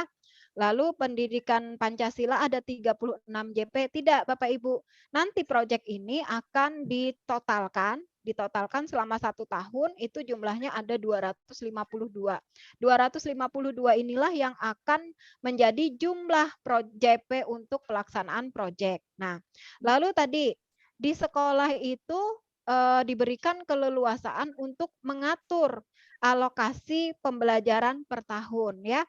Mau sekolah itu misalnya tetap melaksanakan jumlah JP-nya sama dengan kurikulum 13 silahkan. Misalnya, oh kalau agama itu satu minggunya 3 JP, silahkan Bapak Ibu. Atau mau ini dihabiskan dalam 1 semester boleh. Maka di semester berikutnya ada mata pelajaran lain yang waktu di semester itu belum karena sudah diambil oleh pendidikan agama Islam misalnya. Jadi jangan khawatir tidak ada yang akan tertinggal gitu ya. Tetapi Bapak Ibu memang kita juga harus memikirkan dampak atau implikasinya. Misalnya nih, matematika itu saya ajarkan 180 JP misalnya ya. 180 JP ini saya habiskan 1 semester. 1 semester. Nah, nanti itu kan kita tidak tahu ya Bapak Ibu ya, ada siswa kita yang mutasi ya. Misalnya nih, sekolah kita siswanya mutasi ke sekolah lain. Ternyata dia sudah selesai di semester itu untuk mata pelajaran matematika, tetapi di sekolah lain itu belum. Nah, itu yang akan ada terimplikasi. Atau sebaliknya, ada siswa pindahan yang masuk ke sekolahnya Bapak Ibu, di mana pada saat dia masuk itu matematikanya sudah selesai, sudah tuntas di semester sebelumnya. Sementara dia sekolah sebelumnya itu masih belum tuntas, masih ada pelajaran matematika. Nah, itu yang harus dipikirkan. Tetapi kalaupun itu Bapak Ibu lakukan ya tidak apa-apa juga. Artinya ketika ada siswa yang mutasi, itu nanti Bapak Ibu akan melaksanakan semacam asesmen diagnostik dulu. Bagaimana sih anak ini kemampuannya sampai mana? Maka akan lalu ketika sudah terpotret itu dilakukan matrikulasi oleh guru yang bersangkutan. Jadi jangan khawatir Bu, tidak akan ada yang nanti berarti kalau sudah selesai ngajar apa? Ada mata pelajaran lain yang pada saat itu mungkin belum tuntas, yang harus fokus lebih banyak JP-nya untuk menuntaskan mata pelajarannya. Seperti itu. Bagaimana Ibu Sidah Mariati? Semoga menjawab. Oh ya, terima kasih Ibu. Oke, melanjutkan pertanyaan. Ada yang menjawab bertanya secara japri atau kita raise hand dulu? Raise hand dulu mungkin. Dari founder kita sendiri, Bapak Incok, silahkan. Ibu, Ini aku jadi jeruk makan penasaran. mungkin nih. Ibu, aku penasaran tentang yang tadi yang Ibu sampaikan, yang materinya itu kan bisa diselesaikan 1 semester atau enggak, tetapi terjadi mutasi dari daerah yang satu ke daerah yang lain gitu. Tetapi ketika Ibu sampaikan tadi bentuk laporan atau rapot siswa, itu kan masih cenderung tuh matematika begini, agama begini, begitu ya. Kalau memang saya berpikir begini Bu, kalau seandainya memang pembelajaran kita sudah sefleksibel itu, guru bisa memutuskan untuk apakah diselesaikan sekarang atau enggak, berarti ada baiknya kalau rapotnya anak juga menunjukkan bahwa di mana yang sudah dicapai, kira-kira begitu. Sehingga memang anak bebas, aku mau belajar ini selesai, setelah itu ya udah ada di laporannya, terus mau belajar yang lain gitu. Jadi kalau di Singapura kan kira-kira pembelajarannya begitu Ibu. jadi berdasarkan subjeknya, misalnya aljabar, geometri, begitu. Kira-kira ada kemungkinan arah pendidikan kita ke sana nggak, Bu? Arahnya kan memang ke sana, Pak Uncok, Mr. Uncok ya. Jadi memang arahnya ke sana. Jadi diberikan keleluasaan, bahkan bukan hanya ketika mengatur jam pelajarannya, sampai ke asesmennya pun diberikan keleluasaan kepada guru dan satuan pendidikan untuk menetapkannya. Jadi memang betul-betul diberikan, ini loh, silahkan, tidak usah lagi tanya format, tidak usah lagi nanya harus seperti apa. Bapak Ibu itu sudah diberikan keleluasaan mengaturnya seperti apa. Yang pasti ini adalah capaian pembelajarannya. Ada target yang harus dipenuhi. Target dipenuhi itu waktunya fleksibel. Silahkan mau seperti apa nanti prosesnya bagaimana target terpenuhi. Seperti Terima itu ya. kasih, Bu. Berarti merdeka, bebas memilih, tapi ada batasan Betul. tersendiri. itu ya, Jadi Bu, ya. merdeka bukan semerdeka-merdekanya, masih ada batasan-batasannya, ada target yang harus dicapai. Oke, Bu. Terus kita lanjut yang dari Japri tadi, Bu. Semakin hot rasanya ini karena bertanya sesuai learning loss, Bu. Apakah pertanyaan dari akun Ruang Bergerak? Pertanyaannya, Ruang Bergerak, saya jadi penasaran yang mana sih akun Ruang Bergerak ini. ya siapa tahu Bapak atau Ibu dengan nama akun Ruang Bergerak ingin bertanya langsung? Iya, silakan. Apakah Bapak atau Ibu akun Bergerak memiliki nama? Ada Bu. Ruang Sorry, Bergerak. saya nggak bisa on cam karena lagi hujan gitu ya. Oke, Jadi nggak apa-apa. terganggu. Oke, thank you Bu buat ini ya kesempatannya juga untuk materi-materinya gitu. Karena tadi juga kan kita lagi bahas gitu ya, berhubungan dengan learning loss gitu. Ketika anak-anak ke-skip lah ya dengan akselerasi yang memang cukup berdampak dengan anak-anak di dalam perkembangan mereka secara akademik dan juga secara psikologis gitu ya. Dan ini di tengah maksudnya di tengah banyak faktor lah yang mereka juga alami gitu untuk anak-anak. Nah, terkait dengan kurikulum kita yang kita bahas gitu ya, berhubungan dengan kurikulum merdeka, apakah itu akhirnya juga menjembatani dengan anak-anak yang kita katakan ya learning loss, atau memang itu akhirnya mengarah kepada kedepannya ini gitu loh. Maksudnya untuk kedepannya yang kita akan harapkan adalah seperti ini. Tapi apakah itu juga bisa menjawab yang lama gitu ya, sehingga ketika misalnya kayak tadi kan dari SD ke SMP kan ada yang terskip nih, jadinya akhirnya di jenjang SMP atau di kelas 7 mereka kayak babak belur lah ya, kita bisa bilang gitu ya. Apalagi ini udah 2 tahun pandemi juga, kemudian dari SMP ke SMA gitu. Jangan-jangan akhirnya kita ngelihat bukan sedang pesimis gitu ya, tetapi dengan kurikulum merdeka ini, apakah itu akhirnya juga bisa menjawab yang ketika mereka terskip itu loh Bu, maksudnya begitu. Dengan realnya kan Ibu kan udah berpengalaman nih, maksudnya dengan mengaplikasikannya di sana, kemudian juga dari materi-materi yang didapat langsung gitu ya, mungkin bisa berbagi ke kita juga seperti apa menerapkannya di lapangan dan seperti apa dampaknya yang terlihat gitu ya dari yang sudah pernah dialami lah atau dijalani beberapa waktu ini. Terima kasih. Oke, baik. Bu siapa Bu? Ibu Ruang Bergerak ya? Titin. Bu Titin. Titin, Bu Titin. Ya. Titin dari mana Bu Titin? Boleh kenalan dulu? Saya dari Tangerang Selatan. Tangerang Selatan. Berarti ini tetangganya teman saya nih, Bu Yuniati nih. Mama Yuni. Oh iya, ada di sini ya Bu ya. Saya di Kota Tangerang. Bangga kan, salam Mas? kenal Bu Yuni. Itu dari LPMP. Iya. Ini banyak rekan saya LPMP nih, ada LPMP Sumatera Selatan, ada LPMP Banten, ada LPMP Kaltim juga, teman-teman yang bergabung ya. Terima kasih sudah ikut bergabung. Jadi gini ya Bu Titin saya ya. Jadi yang MGMP yang ini Tangerang Selatan IPA. Iya, oke, makasih. Silakan Bu. Maaf Jadi jaringan saya gini. hilang-hilang ini. Bu Titin, jadi gini. Jadi kurikulum merdeka ini adalah salah satu opsi untuk pemulihan pembelajaran. Kita dari tahun 2022 sampai dengan 2024 ini diberikan waktu ya untuk memulihkan pembelajaran. Jadi 2022 sampai dengan 2024 ini adalah waktunya memulihkan pembelajaran. Jadi yang learning loss-nya 2 tahun, 1 tahun, 6 bulan, sekaranglah waktunya untuk menormalkan, untuk memulihkan ya. Jadi untuk memulihkannya itu pakai opsi kurikulum merdeka bisa, pakai kurikulum 2013 bisa, pakai kurikulum darurat juga boleh gitu ya. Jadi silahkan sekolah ingin memilih opsi yang mana untuk memulihkan pembelajarannya.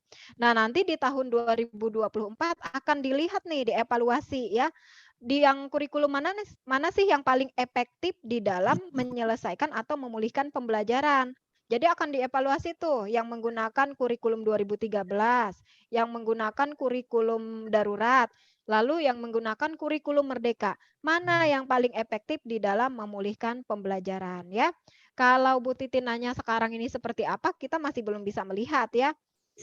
Belum bisa melihat yang pasti. Kalau kita tanya kepada sekolah penggerak yang sudah mengimplementasikan ya, testimoni tanya secara langsung, juga hasil dari evaluasi yang sudah dilakukan Kemdikbud, pada umumnya mereka memberikan respon yang positif terhadap pelaksanaan kurikulum merdeka ini, Bu Titin. Jadi senang, siswa senang dengan pembelajaran proyek ya, termasuk anak saya juga SMA kelas 10. Jadi dia selalu bercerita happy ya dengan adanya proyek yang diberikan, kemudian mata pelajarannya juga ya istilahnya ya inilah ya lebih intens ketika mempelajarinya. Jadi lebih apa ya, lebih bisa lebih fokus gitu ketika mempelajari satu materi. Jadi seperti itu mungkin jawaban saya, Bu Titin. Semoga menjawab Ibu Titin. Sayangnya sisa waktu yang tersisa sisa 4 menit. Ada yang menanyakan juga tentang asesmennya, Bu. Kita jawab mungkin supaya ini asesmen. Apakah Bu dituntut untuk lulus semua? Ada pertanyaan dari Ibu Agustina. Untuk asesmen pada kurikulum merdeka, apakah peserta didik harus tuntas semua? Bagaimana ini, Bu? Oke, jadi tadi kan dikembalikan kepada satuan pendidikan ya. Satuan pendidikan diberikan keleluasaan untuk menentukan bentuk asesmennya ya. Tetapi tetap ada kriteria-kriteria yang harus ditetapkan oleh sekolah ya. Bukan berarti harus lulus semua atau harus naik semua ya. Yang pasti ya Bapak Ibu tetap membuatkan kriteria bagaimana sih pencapaian proyek profil pelajar Pancasilanya ya. Bagaimana capaian pembelajaran di setiap mata pelajarannya. Lalu tingkat kehadirannya itu silahkan diatur oleh sekolah ya. Karakternya seperti apa. Kalau misalnya ada yang yang melanggar atau tidak sesuai dengan syarat itu silahkan Bapak Ibu ya. Tetapi bukan berarti nanti hanya melihat dari hasil akademiknya saja ya satu-satunya. Kalau akademik kan Bapak Ibu kan justru diminta untuk mastery learning ya. Kita harus belajar tuntas ya. Anak kalau belum selesai di satu kompetensi, maka harus dipastikan dia harus sudah selesai kompetensi itu melalui apa? Melalui pemberian remedial ya. Kalau anak itu sudah bagus kasih pengayaan gitu. Jadi jangan nunggu ulangan PTS atau pas baru remedial. Remedial itu dilakukan setiap dia akan naik ke kompetensi berikutnya. Begitu Bu Agustina ya. Bu Agustina. Semoga terjawab. Kalau Bu Agustina nggak berani bilang nggak terjawab. Iya, Bu. Terus Bu ya, kita tadi saya ada menarik tentang SD ada computational thinking Bu ya, diintegrasikan di bahasa Indonesia, matematika, IPAS. Kompleks berarti Bu, terdengar kompleks. Ya, itu untuk persiapan AKM sih computational thinking-nya ya. Siap arahnya lebih ke sana. Oke, terima kasih Bu Wiwi. Kita sudah sampai di akhir penghujung acara untuk sesi tanya jawab. Semoga belum puas dengan semua yang disajikan pada kesempatan ini sehingga kita bisa bertemu lagi virtual atau saling mengunjungi antar provinsi jika COVID ini lepas nanti. Siap, nanti Ibu, saya ke Sulawesi ya Bu Rahma ya. Iya, saya di Sulawesi Tengah Ibu. Ibu, ini ada beberapa yang meminta materi, apakah boleh di-share? Boleh, tadi saya sudah share ke Bu Rahma kan? Oke, ya, silakan di-share. Saya mau nyapa dulu nih sebelum diakhiri, ada teman saya ternyata banyak di sini. Ada Pak Saprudin, ada Ibu Yati Patri Dewi. Ini ngintip nih, pada ngintip nih teman-teman LPMP, ada Bu Yuni, ada Ibu Dian. Wah, ini rekan-rekan saya tim pengembang nih di pusat nih, Bu Rahma ya. Oh, berarti luas. Ibu sekalian dengan closing statement, Bu. Oke, Boleh. closing statement ya. Ya, terima kasih. Jadi Bapak Ibu, perubahan itu adalah sesuatu yang pasti ya. Jadi kita tidak perlu takut dengan yang namanya perubahan ya. Yang pasti kita harus bisa menyesuaikan. Terjadinya misalnya perubahan kurikulum, itu pasti ada alasan-alasan tertentu yang menjadi dasar, yang dijadikan dasar oleh pemerintah kita. Yang paling utama adalah pasti ingin menyesuaikan dengan tuntutan perkembangan zaman ya. Kita tahu bahwa sekarang ini kita adalah era teknologi abad 21, di mana anak-anak kita itu harus bisa kreatif ya, harus mandiri ya, harus bisa bernalar kritis. Maka Bapak Ibu dengan adanya kurikulum merdeka, di mana di sini Bapak Ibu materinya itu sudah dibuat seesensial mungkin ya. Lalu di sini ada pengembangan karakter ya, pengembangan karakter, ada proyek yang akan dilakukan oleh siswa. Kita optimis, kita bisa. Bismillah, kita bisa untuk mengimplementasikan kurikulum merdeka. Kalaupun sekarang tidak bisa, nanti juga tidak apa-apa. Yang pasti sekarang ini Bapak Ibu sudah tahu apa sih kurikulum merdeka itu ya. Terima kasih. Saya mohon maaf jika dalam penyampaian ada salah-salah kata atau salah-salah yang lainnya. Semoga Bapak Ibu sehat dan sukses terus ya. Assalamualaikum warahmatullahi wabarakatuh. Terima kasih Ibu Wiwi sudah meluangkan waktu 2 jam bersama kami membahas tentang kurikulum merdeka ini.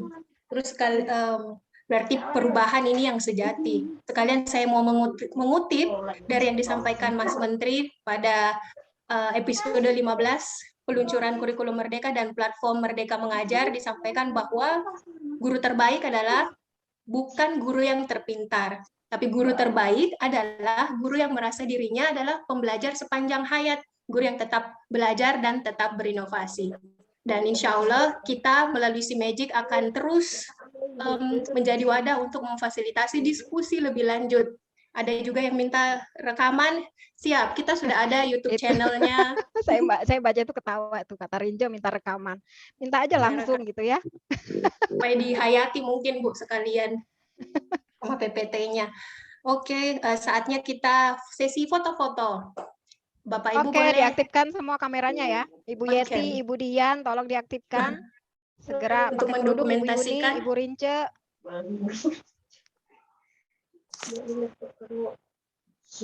Gimana saya screenshot terlebih dahulu. Bang Uncok yang bantu screenshot atau kita unpin dulu mungkin. Boleh. Saya screenshot ya Bapak Ibu, Ibu. silahkan dinyalakan kameranya supaya langsung kita screenshot ini supaya terlihat keren. Ya, Ayo, senyum ya Bapak Ibu ya, senyum. Oke, hitungan 3 ya Bapak Ibu. Layar 1. Oke, 1, 2, 3. Oke, layar 2. 1, 2, 3. Wah, ini layar selanjutnya udah pada nggak nyala kamera nih semuanya. 1, 2, 3. Oke, sudah Bapak Ibu. Bapak Ibu, link absensi dan link evaluasi sudah ada di chat box. Bapak Ibu sudah bisa mengisi link evaluasinya supaya kami bisa mengirimkan sertifikat dan materi Bapak Ibu. Terima kasih Bapak Ibu. Lanjut Ibu moderator. Bang Ucok itu linknya tidak bisa dibuka katanya. Mungkin belum Link yang diatur, mana? belum disetting. Itu di kolom chat. Bisa dibuka linknya. Transformasi. Link evaluasi. Mungkin Bapak Ibu boleh save dulu linknya, nanti kami perbaiki Bapak Ibu. Di save dulu boleh.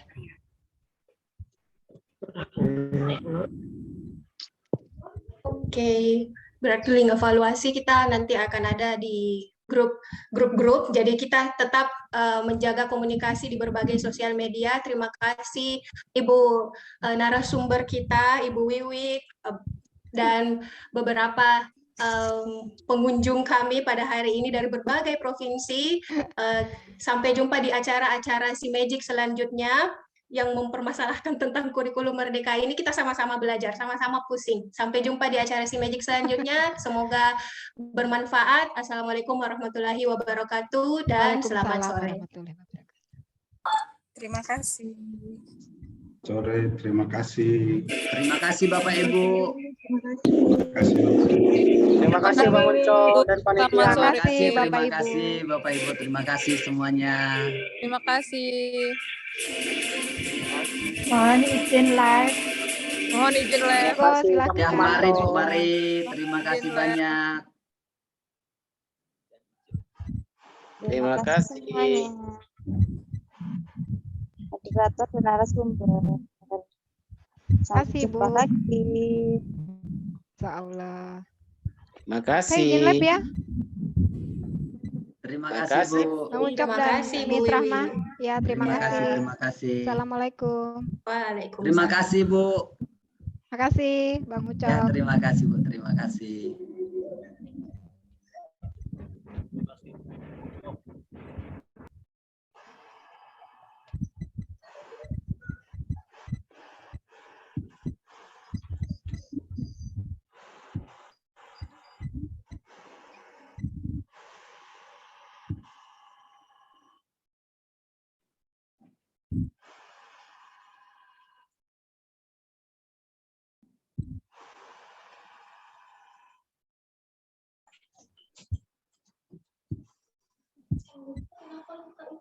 Siapa lagi?